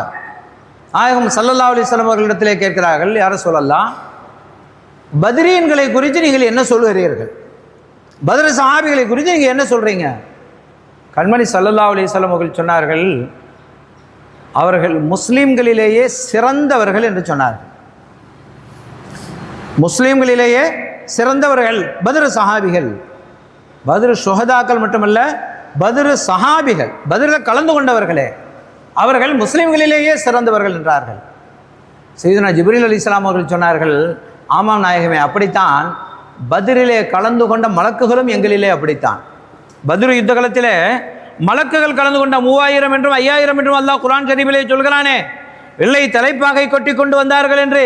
அப்படி தலைப்பாகை கட்டி கொண்டு யுத்த காலத்திலே வந்து பத்ரிலே கலந்து கொண்ட சஹாபிகள் எப்படியோ அப்படி பத்ரிலே கலந்து கொண்ட மலக்குகளுக்கு மலக்குமார்களிடத்திலே தனி சிறப்பு உண்டு. இவங்க பத்ரீன்கள் என்று மலக்குகளிலேயே தனி சிறப்பு உண்டு என்று செய்தனா ஜிப்ரீல் அலைஹிஸ்ஸலாம் அவர்கள் சொல்லி சென்ற செய்தி புகாரி ஷரீஃபிலே பதிவு பெற்றிருக்கிறது. இன்னொரு செய்தி, கண்மணி ஸல்லல்லாஹு அலைஹி வஸல்லம் அவர்கள் ஒரு உதாரணத்தோடு சொன்னார்கள். ஒரு 40 ஆண்டு காலம், அந்த 40 ஆண்டு காலத்தில் தீன் மார்க்கத்தினுடைய வாடையே இல்லாத காலம், மார்க்கத்தினுடைய வாடையே இல்லை. அப்படிப்பட்ட காலம், அப்படிப்பட்ட ஒரு ஊர். அந்த ஊரிலே ஒரு குழந்தை பிறக்கிறது. அந்த குழந்தை பிறந்த நாளிலிருந்து அல்லாஹ்வுக்கு வழிபட்டு, அல்லாஹ்வுடைய ரசூலுக்கு வழிபட்டு, மார்க்கத்தினுடைய கடமைகளை ஏற்று நடந்து, விலக்கல்களை விட்டு விலகி வாழ்ந்து, வாழும் காலமெல்லாம் வாழ்ந்து வயோதிகத்தை அடைந்து முதுமை நிலையில் இயற்கை மரணத்திலே அந்த குழந்தை மரணிக்கிறது. முதியவராக அவர் மரணிக்கிறார். ஒரு பாவம் கூட செய்யல, சிறுபாவம் கூட செய்யவில்லை. அப்படியானால் அந்த மனிதரின் நிலை என்ன? அருமை நாயகம் ஸல்லல்லாஹு அலைஹி வஸல்லம் அவர்கள் சொல்கிறார்கள், அப்படிப்பட்ட காலத்திலே பிறந்து வளர்ந்து வாலிபம் அடைந்து எந்த பாவமுமே செய்யாமல் எல்லா நன்மைகளையும் செய்து ஒரு மரணிக்கிறாரே, அவர் கூட பத்ருனுடைய இரவிலே சஹாபிகள் அடைந்த நன்மைக்கு ஈடாக மாட்டார் என்றார்கள் பெருமானார் ஸல்லல்லாஹு அலைஹி வஸல்லம். பத்ர் சஹாபிகளுடைய சிறப்பை அருமைநாயகம் ஸல்லல்லாஹு அலைஹி வஸல்லம் அவர்கள் அவ்வளவு சிறப்பித்து சொல்கிறார்கள். அதனாலே தான் ஏமலு மாஷியத்தும், பத்ர் சஹாபிகளை குறித்து அல்லாஹ் சொன்னான், அவர்கள் என்ன விரும்புகிறார்களோ அதை செய்து கொள்ளட்டும். கது கஃபர்து லக்கும், உங்களை நான் மன்னித்து விட்டேன். அல்லாஹ் சொன்ன வார்த்தை. அதாவது எதை வேண்டுமானாலும் செய்து கொள்ளட்டும் என்கிறார்கள். அல்லாஹ் சொல்கிறான். அல்லாஹ் சொன்னதாக அருமைநாயகம் ஸல்லல்லாஹு அலைஹி வஸல்லம் அவர்கள் சொல்கிறார்கள். புகாரி ஷரீஃபிலே இன்றைக்கு ஓதப்பட்டிருக்கிற பாடத்திலே உள்ள செய்தி. சையதுனா ஹாத்திம் இப்னு அபீ பல்தஆ ரலியல்லாஹு அன்ஹு அவர்களுடைய அந்த செய்தியினுடைய கடைசியிலே இப்படித்தான் முடிகிறது, ஏமலு மாஷியத்தும், நீங்கள் விரும்புவதையெல்லாம் செய்து கொள்ளுங்கள் என்று அல்லாஹ் சொல்லியிருக்கிறான். அருமையான சகோதரர்களே, கண்மணி ஸல்லல்லாஹு அலைஹி வஸல்லம் அவர்களுடைய மறைவிற்கு பிறகு எத்தனை சஹாபிகள் எத்தனை ஆண்டு காலம் வாழ்ந்தார்கள்? கிட்டத்தட்ட ஹிஜ்ரி 80 வரையிலே இமாம் அபூ ஹனீஃபா ரஹ்மத்துல்லாஹி அலைஹி அவர்கள் 2 சஹாபிகளை பார்த்திருக்கிறார்கள். அவ்வளவு நீண்ட நெடிய காலம் சஹாபிகள் வாழ்ந்தார்கள். தனக்கு பிறகும், தன்னுடைய மறைவிற்கு பிறகும், தன் பிரிவிற்கு பிறகும் இந்த உலகத்திலே வாழப்போகிற மனிதர்களை பார்த்து நீங்க என்ன வேண்டுமானாலும் செய்து கொள்ளுங்கள் என்று சொன்னால் என்ன பொருள்? அப்படிப்பட்ட உரிமையை அல்லாஹ் யாருக்கு கொடுத்தான்? பத்ர் சஹாபிகளுக்கு கொடுத்திருந்தான். அந்த உயர்வுக்கும் சிறப்புக்கும் உரியவர்கள் தான் பத்ர் சஹாபிகள். பத்ரிலே கலந்து கொண்டவர்களுக்கு அவ்வளவு ஏறி அந்தஸ்து அருமை அல்லாஹும் அல்லாஹுடைய தூதர் அருமை நாயகம் ஸல்லல்லாஹு அலைஹி வஸல்லம் அவர்கள் வழங்கினார்கள். அதனாலே தான் அடுத்தடுத்த காலத்திலே வந்தவர்கள் கலீஃபாக்களாக சையதுனா உமர் இப்னுல் கத்தாப் ரலியல்லாஹு அன்ஹு அவர்களுடைய காலம். உமர் ரலியல்லாஹு அன்ஹு அவர்களுடைய மஜ்லிஸில் முன்வரிசையில் யார் இருப்பார்கள் என்று சொன்னால் பத்ர் சஹாபிகளுக்கு தான் முன்வரிசையிலே இடம். சஹாபிகள் நிறைய இருப்பாங்க, முதல் வரிசை யாருக்கு? பத்ர் சஹாபிகளுக்கு. அல்லாஹ் குர்ஆன் ஷரீஃபிலே வைதா கீல லகும் தஃபஸ்ஸஹு ஃபில் மஜாலிஸி ஃபஃப்ஸஹு யஃப்ஸஹில்லாஹு லகும், உங்களிடத்திலே கேட்கப்பட்டால், ஒரு மஜ்லிஸில் இருக்கும்போது யாராவது பெரியவர்கள் மூத்தவர்கள் வருகிற போது அவர்களுக்காக வேண்டி நாம் நகன்று இடம் கொடுக்க வேண்டும். அவர்கள் தாமதமாக வந்தாலுமே கூட இதுதான் மரபு, இயல்பு, அப்படி செய்ய வேண்டும். இதை அல்லாஹ் குர்ஆன் ஷரீஃபிலே சொல்கிறான். வைதா கீல லகும் தஃபஸ்ஸஹு ஃபில் மஜாலிஸ், மஜ்லிஸிலே இருக்கிற போது கொஞ்சம் நகன்று அகன்று இடம் கொடுங்கள் என்று சொல்லப்பட்டால் ஃபஃப்ஸஹு யஃப்ஸஹில்லாஹு லகும், நீங்கள் விரிந்து இடம் கொடுங்கள், அல்லாஹ் உங்களுக்கு விரிவாக்குவான். அல்லாஹ் சொல்கிறான் இந்த ஆயத்திற்கு தப்சீரில் எழுதுகிற போது சொல்கிறார்கள், சஹாபிகள் சூழ அமர்ந்திருக்கிற போது தாமதமாக பத்ரு சஹாபிகள் வந்தால் வருகிற பத்ரு சஹாபிகளுக்குத்தான் முக்கியத்துவம், அவர்கள் முன்னிலைப்படுத்தப்பட வேண்டும் என்று இந்த ஆயத்தினுடைய விளக்கத்திலே முஃபஸ்ஸிரீன்கள் எழுதுகிறார்கள். அப்படி செய்தனா உமர் இப்னுல் கத்தாப் ரலியல்லாஹு அன்ஹு தன்னுடைய மஜ்லிஸில் முக்கியத்துவம் யாருக்கு கொடுத்தார்கள் என்று சொன்னால் இந்த சஹாபிகளுக்கு, பத்ரு சஹாபிகளுக்கு தான் முக்கியத்துவம் கொடுத்தார்கள். செய்தனா உமர் இப்னுல் கத்தாப் ரலியல்லாஹு அன்ஹு அவர்கள் ஷஹீதாக்கப்பட்ட வரலாறு நமக்கு தெரியும். ஒரு ஃபஜ்ருடைய தொழுகை, ஃபஜ்ரு தொழுகை இமாமாக நின்று கண்மணி செய்தனா உமர் இப்னுல் கத்தாப் ரலியல்லாஹு அன்ஹு அவர்கள் நின்று தொழ வைக்கிறார்கள். தன் உணர்வெல்லாம் ஒடுங்கி நிற்கிற இடம் அவர்களுக்கு தொழுகை. உறக்கத்திலே கூட உணர்வு மாறாத உமர் ரலியல்லாஹு அன்ஹு தன் உணர்வுகளை எல்லாம் ஒடுக்கி நின்று அல்லாஹு அக்பர் என்று தக்பீர் கட்டி மெஹராபிலே நிற்கிற போதுதான் முதலாவது சஃபிலே நின்ற ஒரு முனாஃபிக் ஃபைரோஸ் அபூ லுலு என்று சொல்லக்கூடிய ஒருவன் குருவாலை கையிலேந்தி கொண்டு வந்து அவருடைய விழாபுரத்திலே குத்தி கிழித்து விட்டான். சுமார் 12 இடங்களிலே. அந்த வாளை குறித்து எழுதுகிறார்கள், உலக தர்ஃபைன், அது 2 புறமும் கூர்மையான வாள். அந்த குருவாலை கொண்டு வந்து அவர்களுடைய விழா பகுதியை கிழித்து விட்டான். குடல் பின்பக்கமாக இப்படி வந்து விட்டது என்று எழுதுகிறார்கள். அந்த நிலையில மயக்கத்தில் சாய்கிறார்கள் செய்தனா உமர் ரலியல்லாஹு அன்ஹு. அப்படி அவர்கள் சாய்கிற அந்த நேரத்தில் கூட பின்னாலே நிற்கிற செய்தனா அப்துர் ரஹ்மான் பின் அவுஃப் ரலியல்லாஹு அன்ஹு அவர்களின் கையை பிடித்து கொண்டு வந்து பின்னாலே விட்டு அவர்களை இமாமாக நிற்க செய்து விட்டு மயக்கமடைகிறார்கள். அதற்கு பிறகு அவர்கள் கண்விழித்தார்கள். அவர்கள் கேட்ட சில செய்திகள் ஹதீஸிலே இருக்கிறது. ஒன்று, முதலாவது கேட்டாங்க, தொழுகை என்ன செஞ்சீங்கன்னு கேட்டாங்க. தொழுகையில் இமாமாக நிற்கிற போது நான் விழுந்து விட்டேனே, தொழுகையை நிறைவுபடுத்தினீர்களான்னு கேட்டாங்க. முதல் கேள்வி. ஆமாம், அப்துர் ரஹ்மான் பின் அவுஃப் ரலியல்லாஹு அன்ஹு இமாமாக நின்று தொழுகையை முடித்தார்கள். அப்போது சில சஹாபிகள் வேகமாக சென்று அவனை துரத்தி பிடிப்பதற்காக போகிறார்கள். அப்போது ஒரு சஹாபி தன் தலையில் இருந்த தொப்பியை தூக்கி அவன் மீது வீசினார்கள். ஹதீஸிலே வருது. அப்படியானால் அந்த தொப்பி உயரமாக இருந்தது. அந்த தொப்பியை தூக்கி வீசியதில் அவன் கால் இடறி கீழே விழுந்தான். ஆனால் அப்போது கூட அவன் கையிலே குர்வால் இருக்கிறது. சுமார் 12-13 சஹாபிகளை குத்திவிட்டான் என்று எழுதுகிறார்கள். அப்படி ஓடினான். உமர் ரலியல்லாஹு அன்ஹு கேட்டாங்க, என்னை யார் இப்படி செய்ததுன்னு கேட்டாங்க. இந்த மனிதன் தான் ஃபைரோஸ் அபூ லுலு, அதாவது அந்த இரும்பு கொள்ள வேலை செய்யக்கூடிய அவனா? ஆமாம். அவனுக்கு நான் என்ன செய்தேன்? சுப்ஹானல்லாஹ். அவனுக்கு நான் என்ன செய்தேன்? அவனுக்கு நான் தானே வேலை போட்டு கொடுத்தேன். ஊருக்குள்ள அவன் வெளியூரில் உள்ளவன். இந்த ஊரில் ஒரு சாபிடத்தில் சொல்லி இவனுக்கு ஒரு வேலை கொடுங்க, இவனை வைத்துக் கொள்ளுங்கள் என்று நான் தானே சொன்னேன். இதை வைத்து ஷரஹ் எழுதுகிறார்கள், சில ஊர்களில் அதனுடைய பாரம்பரியம் பாதுகாக்கப்பட வேண்டும். அதற்கு என்ன செய்ய வேண்டும் என்று சொன்னால், அந்நியர்கள் ஊருக்குள் ஊடுருவாமல் பாதுகாத்து கொள்ள வேண்டும். ஊரினுடைய பாரம்பரியம் பாதுகாக்கப்படுவதற்காக குறைந்த வேலைக்கு ஊழியர்கள் கிடைக்கிறார்கள் என்று சொல்லி எங்கிருந்தோ யாரையோ கொண்டு வந்து வைத்துக் கொள்வதல்ல. அவர்களை குறை சொல்வதற்கில்லை. அவரவர்கள் ஊர்களிலே இருக்கட்டும். சில கட்டுக்கோப்பாக இருக்கக்கூடிய ஊர்களிலே, முஸ்லீம்கள் நிறைந்திருக்கிற ஊர்களிலே, இது போன்ற இடங்களில் பாரம்பரியம் பாதுகாக்கப்படுவதற்காக. இன்றெல்லாம் அது விஷயங்களை திறந்து பேச முடியாது. ஆனால் சில செய்தி சொல்லத்தான் வேண்டும். நமது மக்கள் நிறைந்திருக்க இந்த பகுதியில் சகோதர சமுதாய மக்களுக்கோ அல்லது வெளி ஊர்களிலிருந்து வருகிறவர்களுக்கோ வீடு வாடகைக்கு கூட கொடுக்க மாட்டார்கள். அப்படியெல்லாம் பாதுகாக்கப்பட்டது. ஆனால் அந்த பாரம்பரியங்கள் எல்லாம் கொஞ்சம் கொஞ்சமாக மாறிக்கொண்டு போகிறது. ஹைர், இந்த ஹதீஸில் இந்த செய்தியை சொல்கிற போது அவன் ஒரு அந்நியன் தான், ஆனால் அவனுக்கு நான் தானே வேலை போட்டு கொடுத்தேன், அவன் ஏன் இப்படி செய்தான்? உமர் ரலியல்லாஹு அன்ஹு சொல்கிறாங்க. அடுத்து தன்னுடைய மகனார் அப்துல்லாஹ் இப்னு உமர் ரலியல்லாஹு அன்ஹு அவர்களை அழைத்து சொன்னாங்க, ஆயிஷா நாயகியிடத்தில் சென்று உமர் சலாம் சொன்னதாக சொல்லுங்கள். அமீருல் மோமினின்னு சொல்லாத மகனே, உமர்ன்னு சொல். உமர் சலாம் சொன்னார் என்று சொல்லிவிட்டு யுரீது யுதுஃபனமா சாஹிபை, தன்னுடைய 2 தோழர்களுக்கு பக்கத்திலே அடக்கப்பட வேண்டும் என்று உமர் ரலியல்லாஹு அன்ஹு விரும்புகிறார்கள். அனுமதி கேட்டுவா மகனே என்று அனுப்புகிறார்கள். அங்கே ஆயிஷா நாயகி அழுது கொண்டிருக்கிறார்கள். அப்துல்லாஹ் ரலியல்லாஹு அன்ஹு அவர்கள் சென்று கேட்டபோது ஆயிஷா நாயகி சொல்கிறாங்க, அந்த இடத்தை நான் எனக்காக வைத்திருந்தேன், ஆனால் உமர் ரலியல்லாஹு அன்ஹு விரும்புகிறார்களா, இருக்கட்டும், அவர்களை அங்கே அடக்கம் செய்யுங்கள் என்று அனுமதி கொடுத்து விடுகிறார்கள். இந்த செய்தியை அவர்கள் சொல்கிறார்கள், அப்துல்லா இப்னு உமர் ரலியல்லாஹு அன்ஹுமா உமர் ரலியல்லாஹு அன்ஹு அவர்களிடத்தில் சொல்கிறாங்க, ஆயிஷா நாயகி அனுமதி தந்து விட்டார்கள் என்று சொன்னபோது அப்போது உமர் ரலியல்லாஹு அன்ஹு சொல்கிறாங்க, மகனே, இப்போதும் என்னுடைய உடலிலே உயிர் இருக்கிறது, இன்னும் சில நிமிடங்களில் உயிர் நீங்கிவிடும், அதற்கு பிறகு இன்னொரு தடவை திரும்ப சென்று கேளுங்கள். உயிரோடு இருக்கிற உமருக்காக கூட அவர்கள் அனுமதித்திருக்க கூடும். ஆனால் உயிர் போய் விட்டதற்கு பிறகு திரும்ப போய் கேளுங்கன்னாங்க. அதாவது உயிர் இருக்கிற வரையில ஹலீஃபா தானே, அமீருல் மோமினின் தானே, அதனாலே கூட சொல்லியிருக்கலாம் உயிர் போனதற்கு பிறகு போய் கேளுங்கள் என்றார்கள். ஆனால் ஆயிஷா நாயகி யார்? அறிவு சுடர், அறிவின் திலகம். அவர்கள் உயிர் போய்விட்டது என்று பார்க்கிறவர்களா? அப்படி பார்க்கிறவர்களா? இல்லையே. ஜன்னத் ரௌலா ஷரீஃபிலே உமர் ரலியல்லாஹு அன்ஹு அடங்கியதற்கு பிறகு ஆயிஷா நாயகி ரலியல்லாஹு அன்ஹா சொன்னார்கள், கண்மணி ஸல்லல்லாஹு அலைஹி வஸல்லம் அவர்கள் ரௌலா ஷரீஃபிலே புனித உடல் அடக்கப்பட்டிருக்கிறது.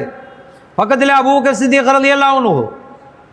அப்போது ஆயிஷா நாயகி சொல்றாங்க, நான் உள்ளே ரௌலா ஷரீஃபுக்குள்ளே நடமாடுவேன். கேட்டால் இன்னமா ஹுவ ஸௌஜி வ அபி, என்னுடைய கணவர் என்னுடைய தந்தை என்று சொல்லுவேன்.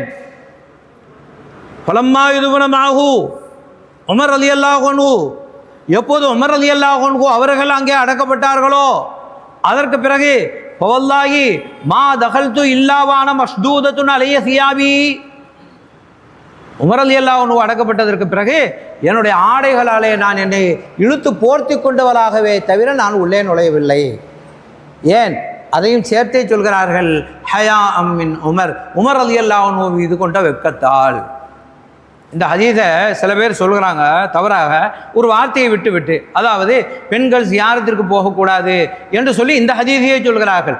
அந்த ஹதீது பெண்கள் ஜியாரத்திற்கு சென்றார்கள் என்று சொல்கிறதா, செல்லவில்லை என்று சொல்கிறதா?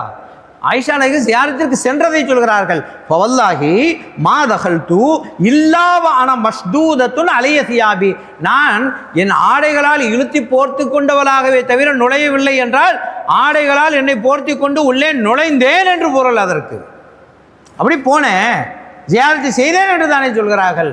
அதற்கு காரணம் ஹயா அம்மின் உமர், உமர் ரலியல்லாஹு அன்ஹு மீது கொண்ட வெட்கத்தால். அப்படின்னா என்ன பொருள்? உமர் ரலியல்லாஹு அன்ஹு அடக்கப்பட்டிருக்கிறார்கள், அவங்க கபரில் இருக்கிறாங்க. ஆனால் கபரிலே இருந்தாலும் அவர்கள் மீது கொண்ட வெட்கத்தால் என்று சொல்லுகிறார்கள். யார்? உமர், ஆயிஷா நாயகி ரலியல்லாஹு அன்ஹா. அதனால கபரிலே இருக்கிற உமர் ரலியல்லாஹு அன்ஹு ஹயாத்தாக இருக்கிறார்கள் என்று சொல்கிறார்களா, இல்லை அவர்கள் மரணித்து விட்டார்கள் என்று சொல்கிறார்களா? கபரிலே இருந்தாலும் கூட அவர்கள் ஹயாத்தாகத்தான் இருக்கிறார்கள். இதுதானே அறிவுச்சுடர், அறிவின் திலகம் ஆயிஷா நாயகி அறிவிக்கிற செய்தி இதுதானே. அதனால அப்துல்லா இப்னு உமர் ரலியல்லாஹு அன்ஹுமா திரும்ப போய் கேட்குறாங்க. அப்போதும் நான் தான் சொன்னேனே, அதுதான் அவர்களை அங்கேயே அடக்கம் செய்யுங்கள் என்று சொல்கிறார்கள். செய்தனா உமர் இப்னு கத்தாப் ரலியல்லாஹு அன்ஹு அதே இடத்துல அடக்கப்பட்டார்கள். இது உமர் ரலியல்லாஹு அன்ஹு கேட்டுவிட்ட செய்தி. இன்னொரு செய்தியை சொன்னார்கள். ஒரு சஹாபி அழைத்து ரௌலத்துல் ஜன்னா, கண்மணி ஸல்லல்லாஹு அலைஹி வஸல்லம் அவர்கள் சொன்னார்களே, மா பைன பைத்தி ஓ மிம்பரி ரௌலத்து மின் ரியாதுல் ஜன்னா, என்னுடைய மிம்பருக்கும் என்னுடைய ரௌலாவுக்கும் மத்தியிலே உள்ள இடம் சுவர்க்க பூங்கா என்று சொன்னார்களே கண்மணி ஸல்லல்லாஹு அலைஹி வஸல்லம். இந்த உலகத்திலேயே சுவர்க்கம் எங்கே இருக்கிறது? ரௌலா ஷரீஃபுக்கும் மிம்பருக்கும் நடுவிலே இருக்கிறது. உலகத்தினுடைய சுவர்க்கம் எப்படி? வேறொன்றுமில்லை. சூஃபியாக்கள் சொல்கிறார்கள், தன் வீட்டிற்கும் மிம்பருக்கும் மெஹராவுக்கும் மத்தியிலே எத்தனை தடவை எம்பெருமானார் ஸல்லல்லாஹு அலைஹி வஸல்லம் அவர்கள் இங்கிருந்து அங்கிருந்து இங்கு நடந்திருப்பார்கள். நாயகம் ஸல்லல்லாஹு அலைஹி வஸல்லம் அவர்கள் நடந்து நடந்து அவர்களின் புனித பாதப்பட்ட இடம் இந்த உலகத்தினுடைய சுவர்க்கமாகிவிட்டது. ரௌலத்தும் மின் ரியாதில் ஜன்னா. அல்லாஹ் அந்த நசீபை நம் யாவருக்கும் தந்துள்வானாக. புனித ரௌலா ஷரீஃபை ஜியாரத்து செய்யக்கூடிய பாக்கியத்தை அந்த ரௌலாவிலே, அந்த ரௌலத்துல் ஜன்னாவிலே நின்று தொழக்கூடிய பாக்கியத்தை அல்லாஹ் நம் யாவருக்கும், நம் சந்ததிகளுக்கும், நம்மை சார்ந்தவர்களுக்கும் திரும்பவும் திரும்பவும் தந்தல்வானாக. ஆமீன். இன்றைக்கு அனுமதி கேட்டுத்தான் போக வேண்டும் என்கிற ஒரு சூழ்நிலை. முந்தைய காலங்களிலெல்லாம் எப்போ நினைத்தாலெல்லாம் போய் கொண்டிருந்த சூழ்நிலை இப்போது மாறி போயிருக்கிறது. இதுவும் மாறி நினைக்கிற பொழுதெல்லாம் செல்லுகிற அந்த பாக்கியத்தை அல்லாஹ் நமக்கும் நம்முடைய வருங்கால சமூகத்திற்கும் அல்லாஹ் தந்துடுவானாக. ஆமீன். அந்த ரௌலத்துல் ஜன்னால பத்ர் சஹாபிகள் அமர்ந்திருக்கிறார்கள். உமர் ரலியல்லாஹு அன்ஹு சொல்கிறாங்க, நீங்கள் சென்று அவர்களிடத்திலே சென்று, பத்ர் சஹாபிகளே, உமர் ரலியல்லாஹு அன்ஹு அவர்கள் மீது நீங்கள் திருப்தியாக இருக்கிறீர்களா என்று கேட்டுவார்கள். ஏனென்றால் என் உயிர் உடலை விட்டு பிரிகிற அந்த கடைசி நேரம் பத்ர் சஹாபிகளுடைய திருப்தி எனக்கு வேண்டும் என்று கேட்கிறார்கள் உமர் ரலியல்லாஹு அன்ஹு. ஒரு சஹாபி எழுந்து போய் அங்கே ரவுதத்து ஜன்னால போய் இருக்கிற சஹாபிகள் பத்ர் சஹாபிகள் இருக்கிறார்கள். பத்ர் சஹாபிகளே, உமர் ரலியல்லாஹு அன்ஹு இப்படி கேட்க சொன்னாங்க, அவங்க மீது நீங்கள் திருப்தியாக இருக்கிறீர்களா என்று கேட்டபோது அங்கே அழுது கண்ணீர் வடித்து கொண்டிருந்த சையதுனா அலி ரலியல்லாஹு அன்ஹு அவர்கள் எழுந்து சொன்னார்கள், நாங்கள் அல்லாஹ்விடத்தில் இப்படி கேட்டுக்கொண்டிருக்கிறோம், அல்லாஹ் எங்களுடைய ஆயுளிலிருந்து சில ஆண்டுகளை உமர் ரலியல்லாஹு அன்ஹு அவர்களுக்கு வழங்கக்கூடாதா? நேரிய நீதியான ஆட்சி நல்கக்கூடிய உமர் ரலியல்லாஹு அன்ஹு இன்னும் சில ஆண்டுகள் எங்களோடு இருக்கக்கூடாதா என்று நாங்கள் எங்களுடைய வாழ்நாளில் சில ஆண்டுகளை தருவதற்கு கூட தயாராக இருக்கிறோம் என்று அலி ரலியல்லாஹு அன்ஹு சொல்லிவிட்டு அவங்க சொன்னாங்க, சொல்லுங்கள் உமர் ரலியல்லாஹு அன்ஹு அவர்களிடத்தில், ஆமாம் பத்ர் சஹாபிகள் உங்கள் மீது திருப்தியாகத்தான் இருக்கிறார்கள், திருப்தியாக நாங்கள் இருக்கிறோம் என்று சொல்லுங்கள் என்று சொல்லி அனுப்புகிறார்கள். அப்படி உமர் ரலியல்லாஹு அன்ஹு தன்னுடைய கடைசி நேரத்தில் பத்ர் சஹாபிகளுடைய திருப்தியை எதிர்பார்த்திருந்தார்கள். அதற்கு பிறகுதான் சஹாபிகளிடத்திலே சொல்கிறார்கள், எனக்கு அடுத்த ஹலீஃபாவாக 6 பேரை சொல்லி உமர் ரலியல்லாஹு அன்ஹு சொன்னாங்க, எனக்கு பிறகு ஒரு ஹலீஃபாவை நான் நியமிக்காமல் சென்றால் அதுவும் சரிதான். ஏனென்றால் கண்மணி ஸல்லல்லாஹு அலைஹி வஸல்லம் அவர்கள் தனக்கு பிறகு இவர்கள் தான் ஹலீஃபா என்று யாரையும் கைகாட்டல்ல, நேரடியாக சொல்லவில்லை, இஷாராவாக கினாயாவாக சொல்லியிருக்கிறாங்க. நேரடியாக கைகாட்டி எனக்கு அடுத்து இவங்க தான் ஹலீஃபான்னு சொல்லலை நாயகம் ஸல்லல்லாஹு அலைஹி வஸல்லம் அவர்கள். அதனாலே நானும் அப்படி சொல்லாமல் செல்லலாம், ஒன்று, அதுவும் சரிதான். ஆனால் சையதுனா அபூபக்கர் சித்திக் ரலியல்லாஹு அன்ஹு தனக்கு பிறகு உமர் ரலியல்லாஹு அன்ஹு அவர்களை கைகாட்டி இவர் அடுத்த ஹலீஃபான்னு சொன்னாங்க. எனவே அப்படியும் செய்யலாம், அதுவும் சரிதான். எப்படி செய்தாலும் சரிதான், எப்படி செய்தாலும் அபூபக்கர் சித்திக் ரலியல்லாஹு அன்ஹு அவர்களை வழியை ஏற்றுக்கொண்டாலும் சரி, நாயகம் ஸல்லல்லாஹு அலைஹி வஸல்லம் அவர்களுடைய வழியை ஏற்றுக்கொண்டால் இரண்டும் சரிதான். உமர் ரலியல்லாஹு அன்ஹு சொல்றாங்க. ஹதீஸ்களிலே பார்க்கிறோம் சகோதரர்களே, ஒரு மனிதர் வந்தார் நாயகம் ஸல்லல்லாஹு அலைஹி வஸல்லம் அவர்களிடத்தில், மத்த ஸாஆ, கியாமத் எப்போது என்று கேட்டார். கண்மணி ஸல்லல்லாஹு அலைஹி வஸல்லம் அவர்கள் எப்போதும் போல ஒரு கேள்விக்கு இன்னொரு கேள்வியை பதிலாக கேட்டார்கள். மா ஆதத்தலஹா, அதற்கு நீங்கள் என்ன தயார் செய்து வைத்திருக்கிறீர்கள்? அவர் சொன்னார், நான் நிறைய தொழுது நோன்பு வைத்து நிறைய சதகாவெல்லாம் செய்திடவில்லை. பரதான நோன்புகளை வைத்திருப்பார், பரதான தொழுகைகளை செய்திருப்பார், ஜகாத் கொடுத்திருப்பார், உபரியாக நான் நிறைய செய்துவிடவில்லை நாயகமே, நான் உங்களை அதிகமாக நேசிக்கிறேன் என்று சொன்னார் அந்த சஹாபி. புகாரியில் இடம்பெற்றிருக்கிற ஹதீஸ். ஒரு கட்டத்தில் கண்மணி ஸல்லல்லாஹு அலைஹி வஸல்லம், இந்த ஹதீஸ் பல வகையிலே வருகிறது. ஒரு ஹதீஸில் அல் மர்உ மஅ மன் அஹப்ப, ஒரு மனிதர் யாரை நேசிக்கிறாரோ அவரோடு இருப்பார் என்று கண்மணி ஸல்லல்லாஹு அலைஹி வஸல்லம் அவர்கள் சொன்னபோது அந்த வந்த சஹாபி என்ன சொன்னார்கள் தெரியுமா? நான் அபூபக்கர் உமர் ரலியல்லாஹு அன்ஹுமா அவர்களை நேசிக்கிறேன் என்று சொன்னார். நாயகம் ஸல்லல்லாஹு அலைஹி வஸல்லம் அவர்களை நேசிக்கிறேன் என்று சொன்னது ஒரு ஹதீஸ். அந்த மாமன் அஹபப்தான்னு சொன்னாங்க. அல் மரு மாமன் அஹப்பா என்ற இந்த ஹதீஸில் நான் அபூபக்கர் சித்திக் ரலியல்லாஹு அன்ஹு உமர் ரலியல்லாஹு அன்ஹு இவர்களை நேசிக்கிறேன். ஒயில்லம் அமல் பிமிஸ்லி அமாலிஹிமா, அவர்களை போல நான் நிறைய அமல் செய்து விடாவிட்டாலும் கூட, அவர்களை போல நான் நிறைய அமல் செய்யாவிட்டாலும் கூட அவர்களை நேசிக்கிறேன் என்று சொன்னார்கள். புகாரி ஷரீஃபில் உள்ள ஹதீஸ் தான். என்ன காரணம் தெரியுமா? நான் அபூபக்கர் உமர் ரலியல்லாஹு அன்ஹுமா அவர்களை நேசிக்கிறேன், அவர்கள் அல்லாஹ்வின் ரசூலை நேசிக்கிறார்கள், அவர்கள் அல்லாஹ்வின் ரசூலோடு இருப்பார்கள், நான் அவர்களோடு இருப்பேன். அப்படியானால் நான் யாரோடு இருப்பேன்? அல்லாஹ்வின் ரசூலோடு இருப்பேன். எனவே அல்லாஹ்வின் ரசூலை நெருங்குவதற்கான வழி அவர்களை நெருங்கியவர்களை நெருங்குவது. அப்படி அபூபக்கர் சித்திக் ரலியல்லாஹு அன்ஹு ஒரு காரியம் செய்தால் அதுவும் சரிதான், நான் அப்படியும் செய்யலாம் என்று சொல்லிவிட்டு சையதுனா உமர் இப்னுல் கத்தாப் ரலியல்லாஹு அன்ஹு அவர்கள் ஒரு 6 பேரை நியமிக்கிறார்கள். சையதுனா உஸ்மான் இப்னு அஃபான் ரலியல்லாஹு அன்ஹு, சையதுனா அலி ரலியல்லாஹு அன்ஹு, சையதுனா தல்ஹத் இப்னு உபைதுல்லாஹ் ரலியல்லாஹு அன்ஹு, சையதுனா ஜுபைர் இப்னு அவ்வாம் ரலியல்லாஹு அன்ஹு, சையதுனா அப்துர் ரஹ்மான் இப்னு அவுஃப் ரலியல்லாஹு அன்ஹு, இப்படி 6 பேரை நியமித்து 7வதாக சொன்னார்கள், என்னுடைய மகன் அப்துல்லா இப்னு உமர் இவரையும் கூட வைத்துக் கொள்ளுங்கள். இந்த 6 பேரில் ஒருவரே ஹலீஃபாவை நியமியுங்கள். என் மகன் ஹலீஃபாவாக வரமாட்டார். ஆலோசனைக்கு 7வது ஆளாக வைத்துக் கொள்ளுங்கள், அவர் ஹலீஃபாவாக என் மகன் வரமாட்டார். இந்த 6 பேரில் ஒருவரை நியமித்துக் கொள்ளுங்கள், 7வதாக என் மகனை ஆலோசனை கூட்டத்திலே வைத்துக் கொள்ளுங்கள். இப்படி சையதுனா உமர் ரலியல்லாஹு அன்ஹு 6 பேரை நியமித்தார்களே, என்ன காரணம் தெரியுமா? இந்த 6 பேருமே அஷரத்துல் முபஷராக்களிலே ஒருவர்.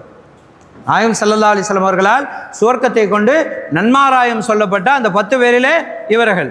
இதில் ஒரு ஆள் குறைகிறது. யார்? சயீத் ரலியல்லாஹு அன்ஹு. சயீத் ரலியல்லாஹு அன்ஹு அவர்களுடைய பெயரை சொல்லலை. என்ன காரணம் என்று சொன்னால், அவங்க சொன்னாங்க, அவர் என் குடும்பத்தை சார்ந்தவர், அதனால் என் குடும்பத்தை சார்ந்தவரை அடுத்த ஹலீஃபாவாக நியமிப்பதற்கு நான் வேண்டாம் என்று நினைக்கிறேன். காரணம், என் குடும்பத்தை சார்ந்த 2 பேர் அல்லாஹ்வின் முன்னிலையிலே கேள்வி எனக்கு கேட்கப்பட வேண்டியதை நான் தவிர்க்க நினைக்கிறேன் என்றார்கள். பொறுப்பு தரப்பட்டால், ஆட்சியாளர் அதிகாரம் தரப்பட்டால், அல்லாஹ்வுடைய தர்பாரிலே நாளைக்கு கேள்வி கேட்கப்படுமே. என் குடும்பத்தை சார்ந்த நாங்கள் 2 பேர் கேள்வி கேட்க நிறுத்தப்படுவோம். ஒன்று நானும், இன்னொன்று என்னுடைய மைத்துனர். அதாவது உமர் ரலியல்லாஹு அன்ஹு இஸ்லாத்தை ஏற்றுக்கொள்வதற்கு காரணமாக இருந்த அந்த சஹாபி சயீத் ரலியல்லாஹு அன்ஹு, ஃபாத்திமா பின்த் கத்தாப், உமர் ரலியல்லாஹு அன்ஹுடைய சகோதரி ஃபாத்திமா அவருடைய கணவர், அவர்கள் மூலமாகத்தானே உமர் ரலியல்லாஹு அன்ஹு இஸ்லாத்தை ஏற்றுக்கொள்வதற்கு காரணமாக அமைந்தார்கள்.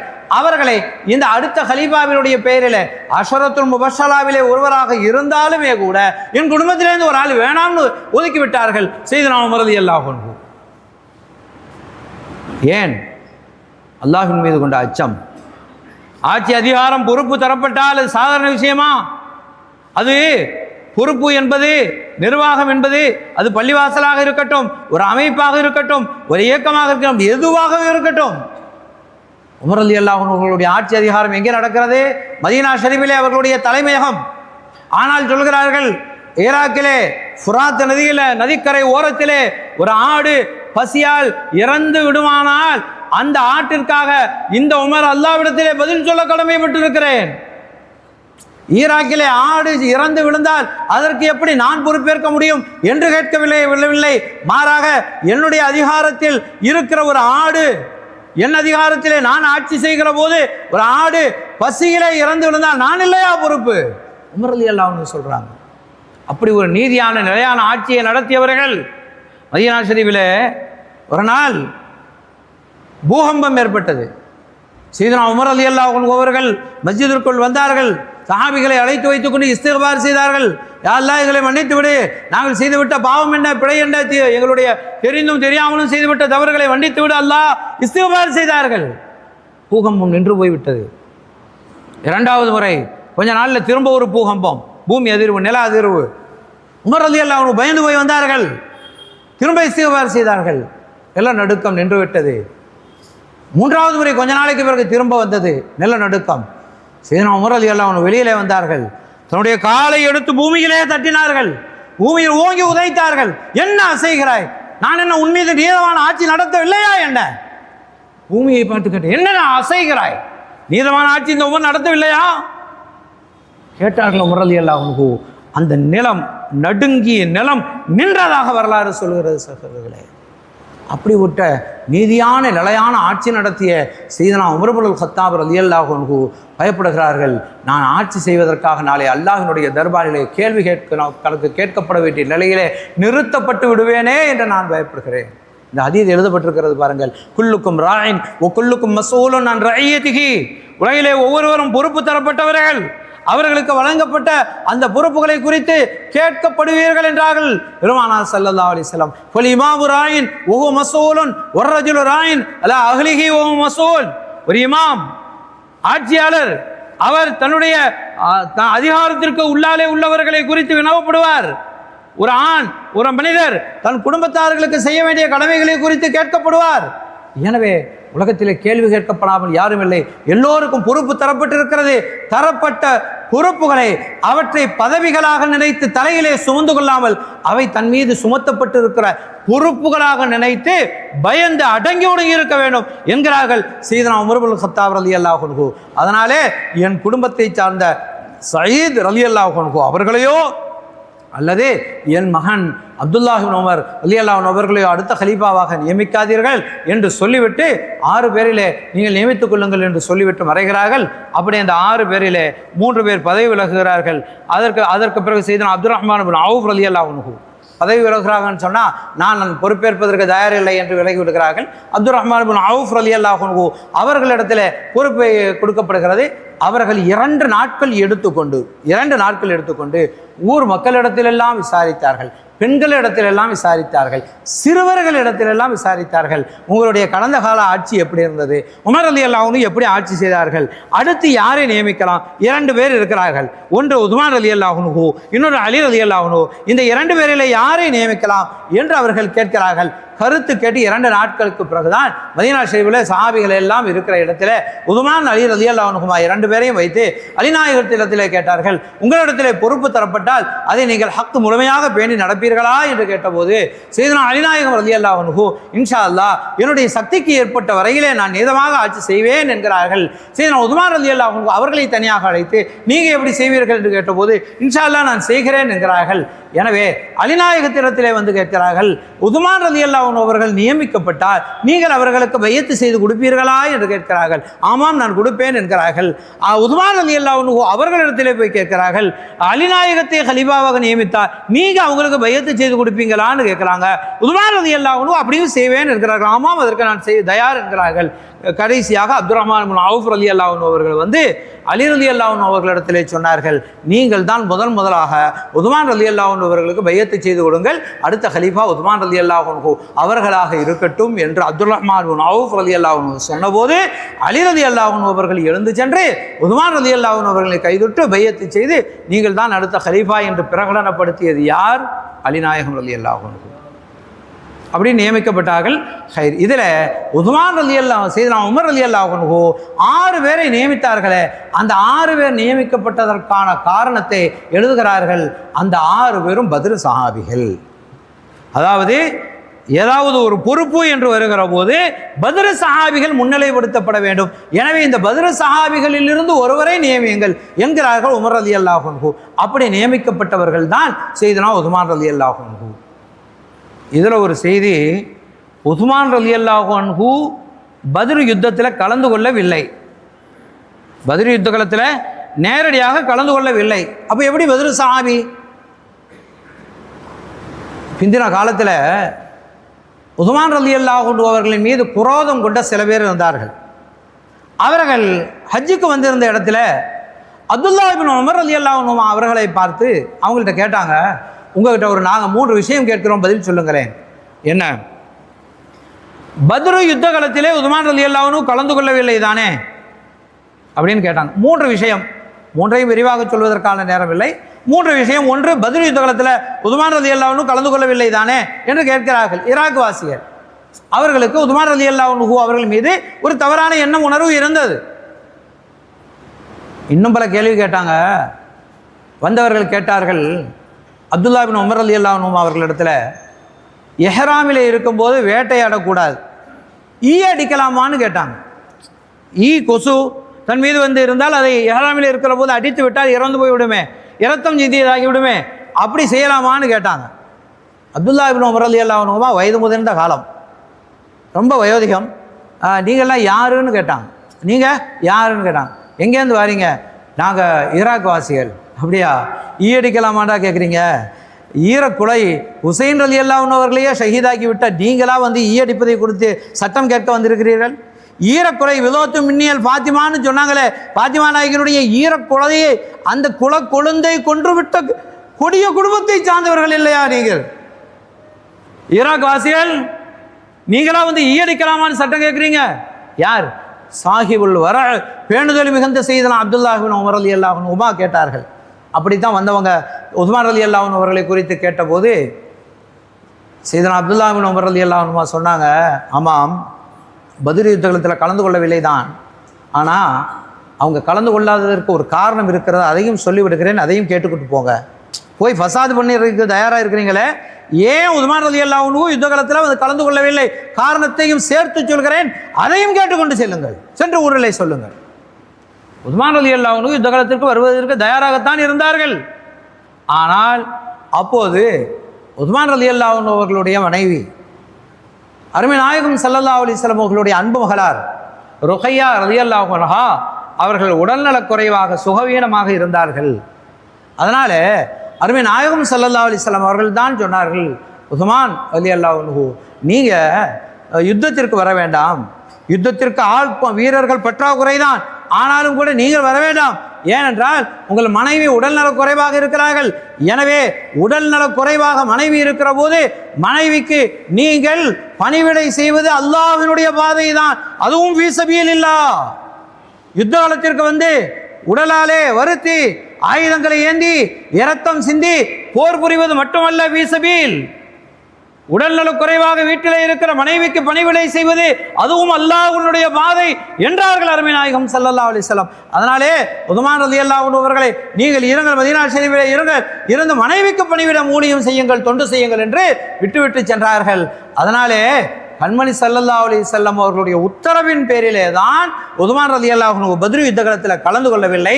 அப்படி இருக்க அன்றைக்கு ஹிஜ்ரி 2 பிறை 17 பத்ர் யுத்தகலம் நடந்து கொண்டிருக்கிற அந்த சந்தர்ப்பத்தில் தான் மதீனா ஷரீஃபிலே அருமை நாயகம் ஸல்லல்லாஹு அலைஹி வஸல்லம் அவர்களின் அன்பு மகளார் உஸ்மான் ரலியல்லாஹு அன்ஹு அவர்களுடைய அன்பு மனைவி ருகையா ரலியல்லாஹு அன்ஹா அவர்கள் அன்றைய தினத்தில் ஷஹீதாகிறார். அவர்கள் வஃபாத் ஆகிவிடுகிறார்கள். இன்னா லில்லாஹி வ இன்னா இலைஹி ராஜிஊன். நினைத்து பாருங்கள் சகோதரர்களே, மனைவி உடல்நலக் குறைவாக இருக்கிற அந்த சந்தர்ப்பத்தில், தன் உடலை விட்டு உயிர் பிரிகிற அந்த கடைசி நேரத்தில் கட்டிய கணவன் பக்கத்திலே இல்லை என்றால் அந்த ஆற்றாமை எப்படி இருக்கும்? அதனாலே நாலாபுரமும் அறிந்த நாயகம் ஸல்லல்லாஹு அலைஹி வஸல்லம் அவர்கள் தன் அன்பு மனைவி, தன் அன்பு மகள் தன் கணவனை பிரிந்திருக்க வேண்டாம், கடைசி நேரத்தில் அருகாமையிலே இருக்கட்டும் என்று விட்டு செல்கிறார்கள்.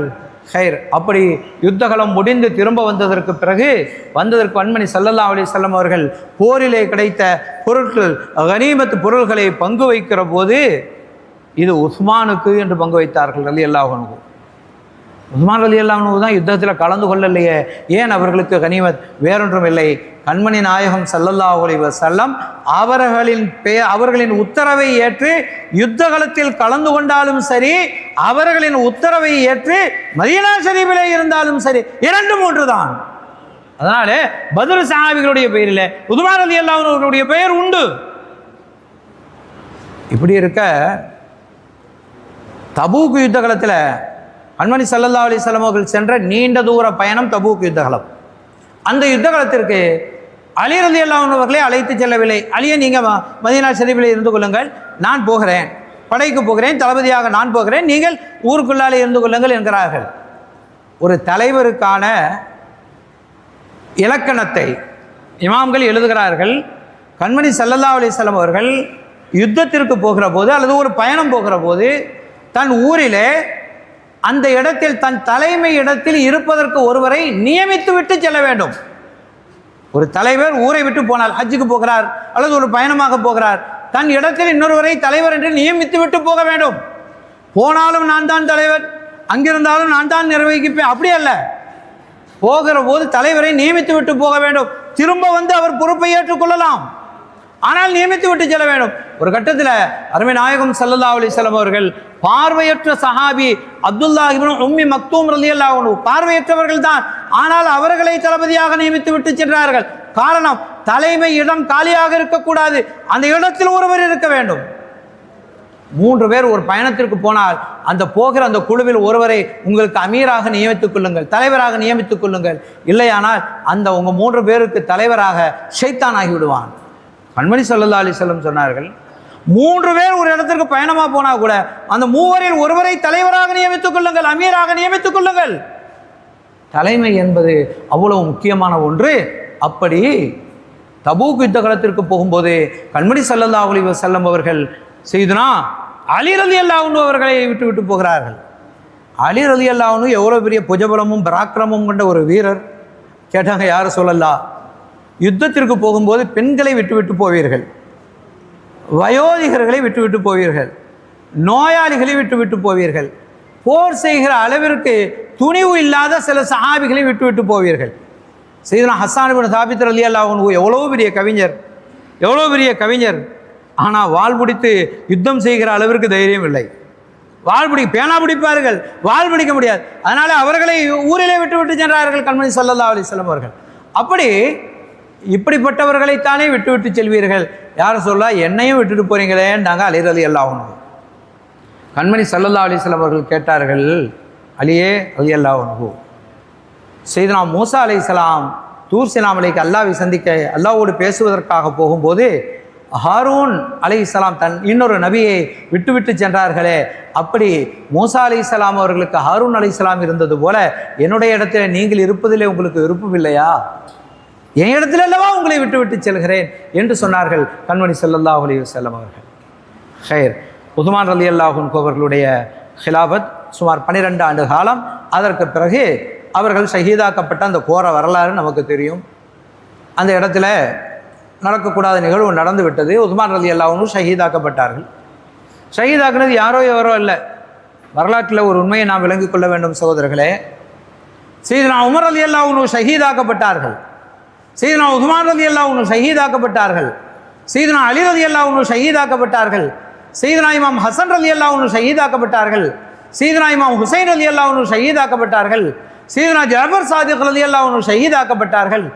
இவர்கள் எல்லாம் இஸ்லாத்திற்கு எதிரான இன்னொரு மதத்தை சார்ந்த ஒருவராலே அல்ல, கூடவே இருந்த முஸ்லிம் என்ற பெயர்தாங்கிகளாலே தான் இவர்கள் எல்லாம் ஷஹீதாக்கப்பட்டார்கள். சகோதரர்களே, இவர்கள் எல்லாம் ஷஹீதாக்கப்பட்டது முஸ்லிம்களாக இருந்தவர்களாலே தான். அப்படி நிகழ்ந்து விட்டது. உஸ்மான் ரலியல்லாஹு அன்ஹு அவர்கள் ஷஹீதாக்கப்பட்ட போது அப்போது மக்கள் திரும்ப கூடி அலி ரலியல்லாஹு அன்ஹு அவர்களிடத்தில் வந்து அடுத்த ஹலீஃபாவாக நீங்கள் தான் பொறுப்பேற்க வேண்டும், நீங்கள் தான் அடுத்து பொறுப்பேற்க வேண்டும், ஹிலாபத்திற்காக நீங்கள் கரம் நீட்டுங்கள், நாங்கள் பையத்து செய்கிறோம் என்ற போது அலி ரலியல்லாஹு அன்ஹு அவசரப்பட்டு விடவில்லை, நிதானமாக சொன்னார்கள், பத்ர் சஹாபிகளிடத்திலே செல்லுங்கள், சென்று அவர்களிடத்திலே கேளுங்கள், அவர்கள் என்னை திருப்திப்படுகிறார்களா என்று. என்னை அடுத்த ஹலீஃபாவாக நியமிப்பது சஹாபிகள் சூழ இருக்கிற நீங்கள் அல்ல, பத்ரிலே கலந்து கொண்ட பத்ர் சஹாபிகள் சொன்னால் இருக்கிறேன். சையதுனா அலி ரலியல்லாஹு அன்ஹு. அப்படி எங்கெல்லாம் சூழ்நிலைகள் அமைகிறதோ அங்கெல்லாம் பத்ர் சஹாபிகள் முன்னிலைப்படுத்தப்பட்டார்கள். அதற்கு பிறகு சையதுனா அலி ரலியல்லாஹு அன்ஹு பொறுப்புக்கு வந்தார்கள். அப்படி பொறுப்புக்கு வந்ததற்கு பிறகும் கூட பத்ர் சஹாபிகளுக்கு எந்த அளவுக்கு முக்கியத்துவம் கொடுத்தார்கள் என்று சொன்னால், ஸஹல் இப்னு ஹுனைஃப் ரலியல்லாஹு அன்ஹு பத்ரில் கலந்து கொண்ட சஹாபி, அவர்கள் மரணித்த போது சையதுனா அலி ரலியல்லாஹு அன்ஹு அவர்கள் தான் ஜனாசா தொழுகை நடத்துகிறார்கள். அப்படி ஜனாசா தொழுகை நடத்தும் போது சராசரியாக நம்ம 4 தக்பீர்களை கொண்டு ஜனாசா தொழுகை நடத்துவோம். சையதுனா ஸஹல் இப்னு ஹுனைஃப் ரலியல்லாஹு அன்ஹு அவர்களுக்கு 6 தக்பீர் கொண்டு தொழுகை நடத்தப்பட்டது. 6 தக்பீர் கொண்டு ஜனாசா தொழுகை நடத்தப்பட்டது. நடத்தியவர்கள் யார்? அலி ரலியல்லாஹு அன்ஹு. சையதுனா அபூ கதாதா ரலியல்லாஹு அன்ஹு அவர்களுக்கு தொழுகை நடத்தினார்கள் 7 தக்பீரை கொண்டு. ஜனாசா தொழுகை 7 தக்பீரை கொண்டு. சையதுனா அலி ரலியல்லாஹு அன்ஹு அவர்களிடத்தில் காரணம் கேட்டாங்க, என்ன காரணம் என்று கேட்டபோது அவர்கள் பத்ர் சஹாபிகள் என்றார்கள் அலி ரலியல்லாஹு அன்ஹு. சராசரியாக எல்லா சஹாபிகளுக்கும் எல்லாருக்கும் 4 தக்பீர் தான். ஆனால் அருமை நாயகம் ஸல்லல்லாஹு அலைஹி வஸல்லம் அவர்கள் சையதுனா ஹம்ஸா ரலியல்லாஹு அன்ஹு அவர்களுக்கு 7 தக்பீரை கொண்டு தொழுகை நடத்தினார்கள். 7 தக்பீர், 9 என்று ஒரு ஹதீஸிலே இருக்கிறது. எனவே பத்ரிலே உஹதிலே கலந்து கொண்ட சஹாபிகளுக்கு என்று தனிச்சிறப்பு உண்டு. எனவே அபூ கதாதா ரலியல்லாஹு அன்ஹு, ஸஹல் இப்னு ஹுனைஃப் ரலியல்லாஹு அன்ஹு போன்றவர்களுக்கு சையதுனா அலி ரலியல்லாஹு அன்ஹு 6 தக்பீரை கொண்டு ஜனாசா நடத்தினார்கள். காரணம் பத்ர் சஹாபி. பத்ரிலே கலந்து கொண்டால் அவ்வளவு சிறப்பு. பத்ர் சஹாபிகளிலேயே கடைசியாக மரணித்த சஹாபி சஅத் இப்னு அபி வக்காஸ் ரலியல்லாஹு அன்ஹு. பத்ர் சஹாபிகளிலே கடைசியாக மரணித்த சஹாபி சஅத் இப்னு அபி வக்காஸ் ரலியல்லாஹு அன்ஹு. அவர்கள் சொன்னார்கள் தங்களுடைய குடும்பத்தாரிடம், என்னுடைய ஒரு ஆடை இருக்கிறது, அந்த ஆடையை எடுத்து எனக்கு கஃனிடுங்கள், நான் மௌத்தாகிவிட்டால் அந்த ஆடையை எனக்கு கஃனிட்டு அடக்குங்கள். ஏன் தெரியுமா? பத்ர் யுத்தகலத்திலே நான் கலந்து கொண்ட போது இந்த ஆடையைத்தான் அணிந்திருந்தேன், அந்த ஆடையை கொண்டு நான் கஃனிடப்பட வேண்டும் என்று விரும்புகிறேன். காரணம், பத்ர் யுத்தம் அன்று அணிந்திருந்த ஆடையை கூட தனக்கு வசீலாவாக கொண்டிருந்தார்கள் சஹாபிகள். அருமையான பெருமக்களே, அதனாலே தான் அந்த சிறப்புக்குரிய பத்ர் சஹாபிகளுடைய திருநாமங்களை ஓதி துஆ செய்வதை வசீலாவாக கேட்பதை நம்முடைய ஆபாக்கள் முன்னோர்கள் நமக்கு வழமையாக்கி தந்திருக்கிறார்கள். சீரத்துல் ஹலபியா வரலாற்று நூலில் அதனுடைய ஆசிரியர் அஸ்மாவுல் பத்ரியின் பத்ர் சஹாபிகளுடைய சிறப்புகளை குறித்து நீண்ட நெடிய வரலாறுகளை எழுதுகிறார்கள். அதில் பத்ர் சஹாபிகளின் திருநாமங்களை ஓதுவதால் கிடைக்கிற பயன்கள் என்று எழுதுகிறார்கள். சீரத்துல் ஹலபியால நீண்ட நிறைய வரலாறுகள் சொல்லப்பட்டிருக்கிறது. ஒரு செய்தி, ஸைத் இப்னு உகைல் ரலியல்லாஹு அன்ஹு ரஹ்மத்துல்லாஹி அலைஹி அவர்கள் சொல்கிறார்கள், பயணம் போகிற போது, வியாபாரத்திற்காக பயணம் போகிற போது கூட்டம் கூட்டமாக செல்வார்கள். என்ன காரணம்னா, காடுகளை கடந்து போக வேண்டும். காடுகளை கடந்து போகிற போது அங்கே கொள்ளை கூட்டத்தார்கள் இருப்பார்கள். காடுகளிலே கொள்ளை கூட்டத்தார்கள். அன்றைக்கெல்லாம் கொள்ளை கூட்டத்தார்கள் காடுகளிலே தான் இருந்திருக்கிறார்கள். அதனால அப்படி போகிற போது கொள்ளை கூட்டத்தார்கள் பொருள்களை, வியாபார பொருள்களை பறிமுதல் செய்வார்கள், சண்டையிடுவார்கள், உடலுக்கு உயிருக்கு ஊறு விளைவிப்பார்கள். அதனால கூட்டமாக போவது வளமை. அதனால ஒரு காடு அதனுடைய எல்லையிலே நிற்பார்கள். அடுத்தடுத்து வருகிற வியாபாரிகள் சேர்ந்து கொள்வார்கள். ஒரு 10-15 பேர் சேர்ந்ததற்கு பிறகு மொத்தமாக செல்வார்கள். காடை கடந்து இன்னொரு ஊருக்கு போக வேண்டியது இருக்கும். ஆனால் இவங்க பார்த்து கொண்டு நிற்கிறார்கள். ஒரு மனிதர் தனியாக அப்படியே காட்டிலிருந்து வெளியே வருகிறார். காட்டிலிருந்து தனியாக வருகிறார். என்ன இவர் இப்படி ஒரு தனி மனிதர் தனியாக வருகிறார்? வாகனங்கள் நிறைய, வணிக பொருட்கள் நிறைய, எந்த பயமும் இல்லாமல் காட்டை கடந்து வருகிறாரே. அவரிடத்தில் கேட்போமே, அதனுடைய ரகசியம் என்ன கேட்போமே என்று சென்று ஸெய்த் இப்னு உகைல் ரஹ்மத்துல்லாஹி அலைஹி அவங்க தான் போய் கேட்குறாங்க. வாங்க, என்ன விஷயம்? இவ்வளோ பெரிய பயம் நிறைந்த அதிபயங்கரமான இந்த கானகத்திலிருந்து வருகிறீங்களே, உங்களுக்கு பயம் இல்லையா? என்ன தைரியம் உங்களுக்கு? அங்கே வழிப்புரி கொள்ளை கூட்டத்தார்கள் எல்லாம் இல்லையா? எப்படி வருகிறீர்கள்? வந்த மனிதர் சொன்னார், எனக்கு என்ன பயம்? எனக்கு இருக்கிறது அஸ்மாவுல் பத்ரியேன், பத்ர் சாஹாபாக்களுடைய திருநாமங்களை ஓதிக்கொண்டே வந்து விடுவேன். அல்லாஹ் எனக்கு பாதுகாப்பு அளிப்பான்.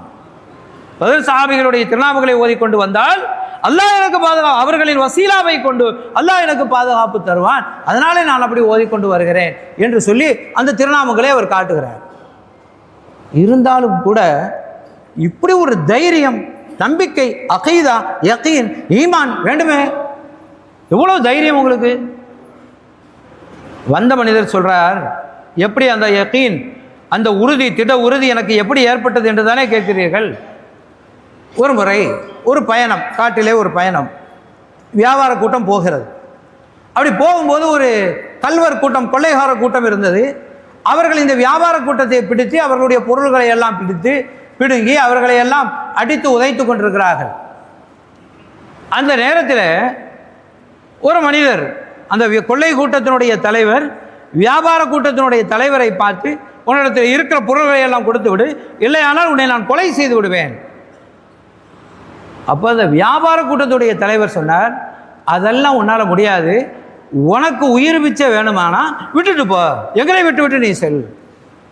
இந்த கொள்ளைகார கூட்டத்தினுடைய தலைவருக்கு கை விடவெடுத்து போய்விட்டு, எங்கள் கைகளில் ஆயுதங்கள் இருக்கின்றன, நாங்கள் கொள்ளைகார கும்பல், அந்த கொள்ளைகார கும்பலுக்கு நான் தலைவன், என்னையே பார்த்து துணிந்து என் உயிருக்கு நீ உத்தரவாதம் தருகிறாய் என்றால் அப்படி என்ன தைரியம் உனக்கு?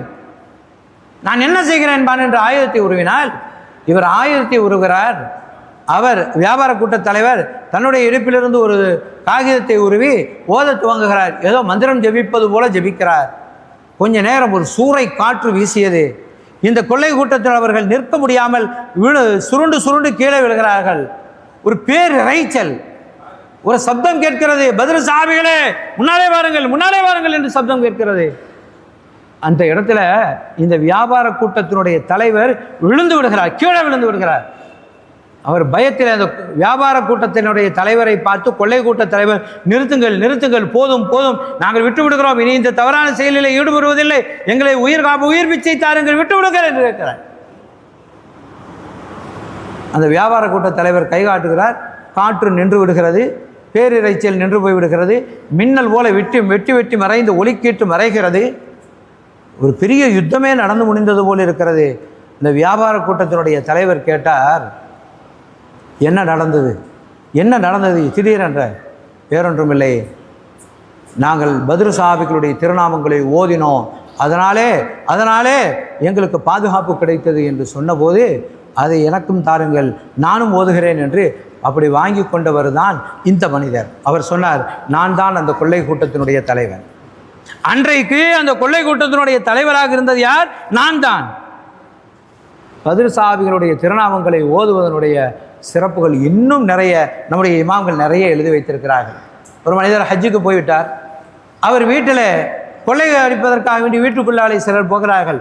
போனால் வீட்டினுடைய முதல் மாடியிலே ஏதோ சத்தம் கேட்கிறது, ஆட்கள் நடமாடுவது போல் இருக்கிறது, ஏதோ இடி போல சப்தம் எல்லாம் கேட்கிறது.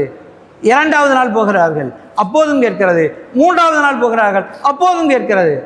விட்டு விட்டார்கள். இந்த மனிதர் ஹஜ்ஜிலேருந்து வந்ததுக்கு பிறகு கேட்டாங்க, என்ன நடந்தது, உங்கள் வீட்டில் யாரை விட்டுட்டு போனீங்க? யாரையும் விடவில்லை, பத்ர் சஹாபிகளுடைய திருநாமங்களை எழுதி என் வீட்டினுடைய சுவற்றிலே ஒட்டி வைத்து விட்டு போனேன், அதனாலே என்கிறார்கள்.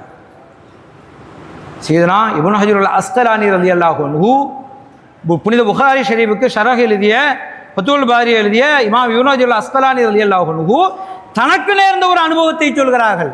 அவர்களுடைய சச்சா மகன், சாஜப்பா மகன் தம்பி, அவரை எதிரிகள் கடத்தி கொண்டு கைது செய்து கடத்தி கொண்டு போய்விட்டார்கள்.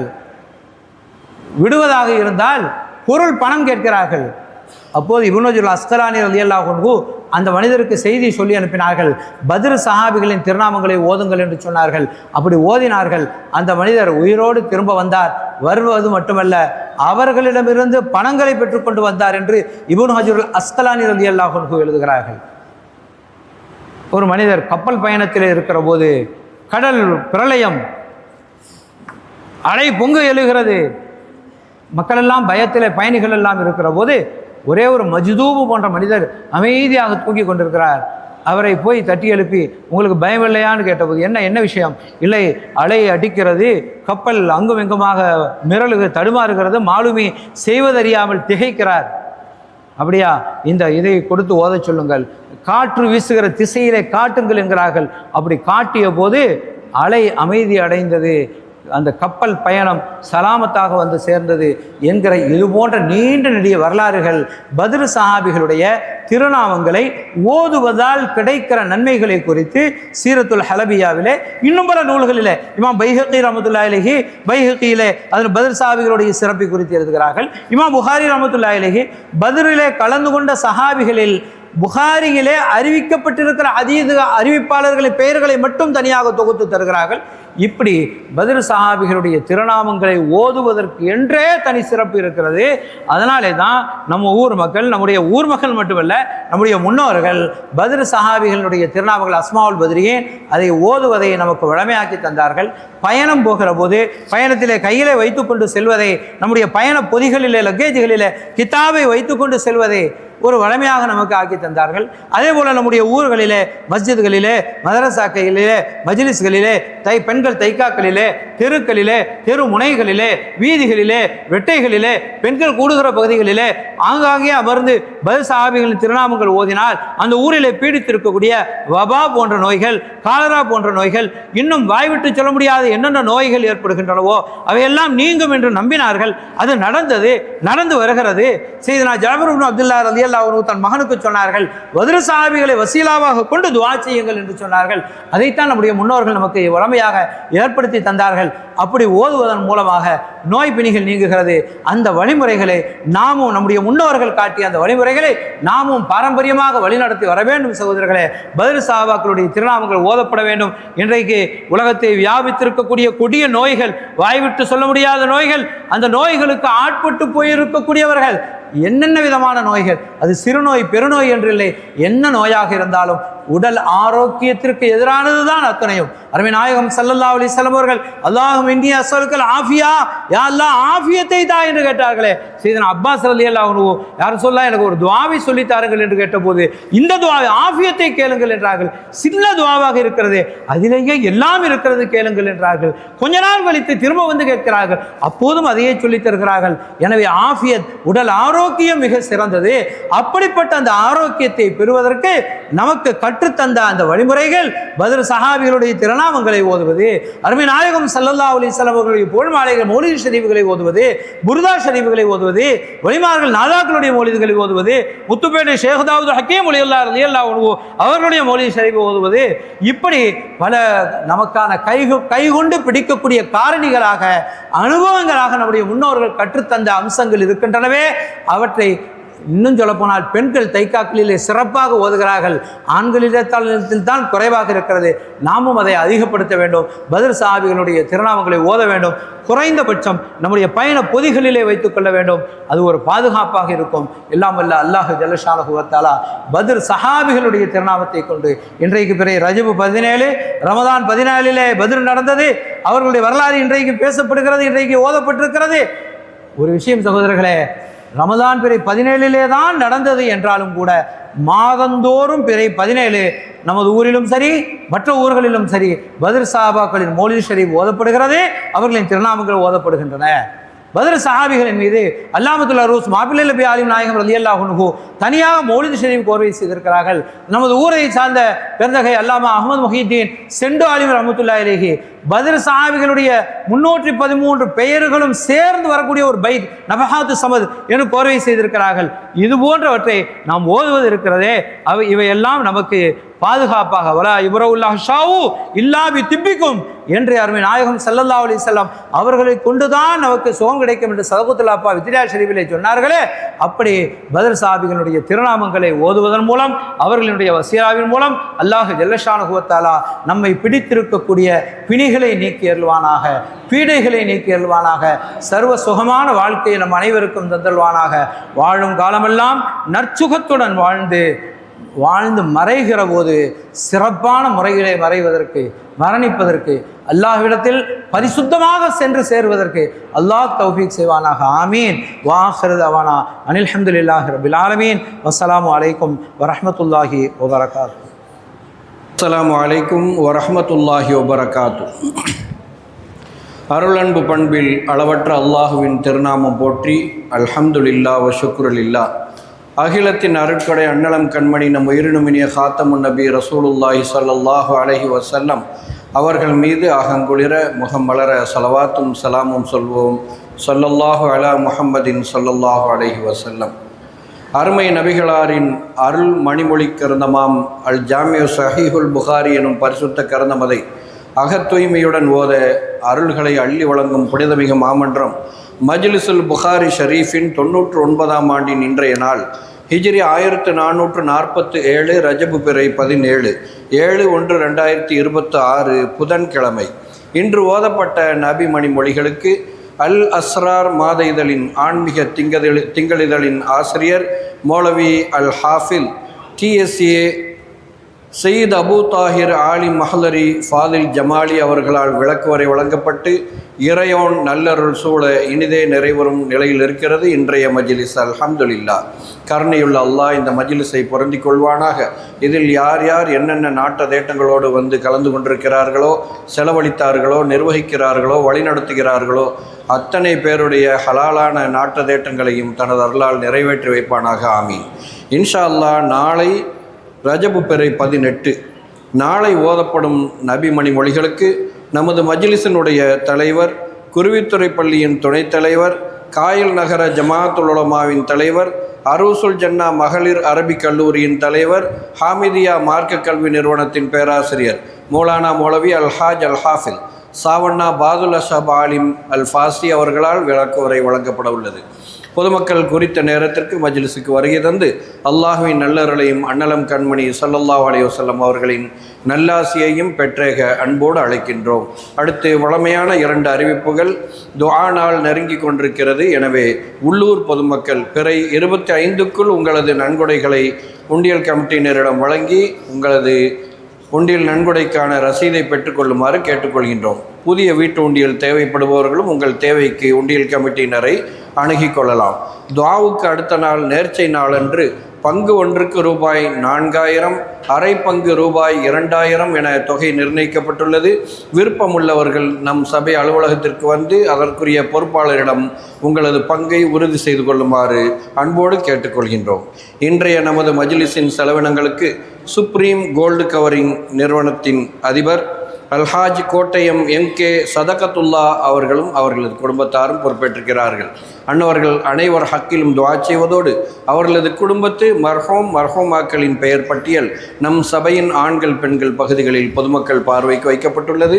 அவர்கள் பெயரில் யாசீன் ஹத்தம் ஓதி ஈசால் தவாப் செய்யுமாறு வேண்டி விரும்பி கேட்டுக்கொள்கிறோம். வஸ்ஸலாமு அலைக்கும் வரஹ்மத்துல்லாஹி வபரகாத்துஹு.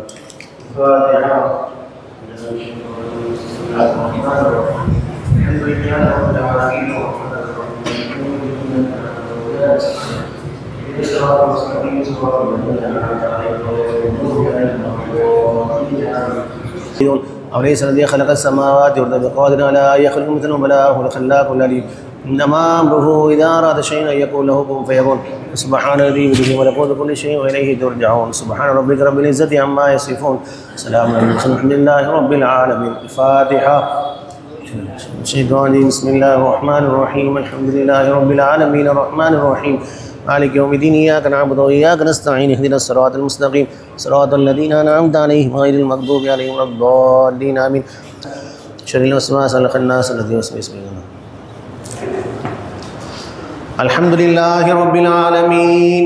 اللهم صل وسلم على سيدنا محمد الناطق بالحق والداعي إلى الرشد والهادي إلى الصواب، حجته البالغة وبرهانه الكبير ودعوته العامة. اللهم فكما شرفنا بسماع حديده القويم فاهدنا صراطه المستقيم. اللهم إنا قرأناه وسمعناه مقرين بالعجز عن اللحاقة بمعناه. اللهم فكما أكرمتنا بسماع ألفاظ فجعلنا من جملته وحفاظه. اللهم قرب إلى فهمنا بعيد معاني ووفقنا للعمل بمقتضى ما ورد من الأحكام فيه وامتثال أوامره واجتناب نواهيه. اللهم إنا بك وبما جاء به هذا النبي المؤمنون وبما أخبرنا به من الغيب والوعد والوعيد مصدقون، فثبت اللهم بحرمة ذلك الإيمان وتصديق في قلوبنا واغفر ببركته جميع ذنوبنا. اللهم أوصل ثواب ما قرأناه من كلامك العزيز. هذه هدية واصلة ورحمة نازلة وبركة شاملة وتحبة كاملة منك إلى روح سيدنا محمد صلى الله عليه وسلم خاصة، ثم إلى روح سيدنا خليفة رسول الله سيدنا أبي بكر الصديق رضي الله تعالى، ثم إلى روح سيدنا إمام المحدثين أبي عبد الله محمد بن إسماعيل البخاري رضي الله تعالى، ثم إلى روح سيدنا إمام المذهب أبي عبد الله محمد بن إدريس الشافعي رضي الله تعالى، ثم إلى روح سيدنا القطب الرباني والغوث السمداني سيدنا الشيخ غوث الأعظم محي الدين عبد القادر الجيلاني رضي الله تعالى، ثم إلى أرواح أصحاب البدريين رضوان الله تعالى عليهم أجمعين، ثم إلى أرواح جميع المسلمين عامة، ثم إلى أرواح سائر الأنبياء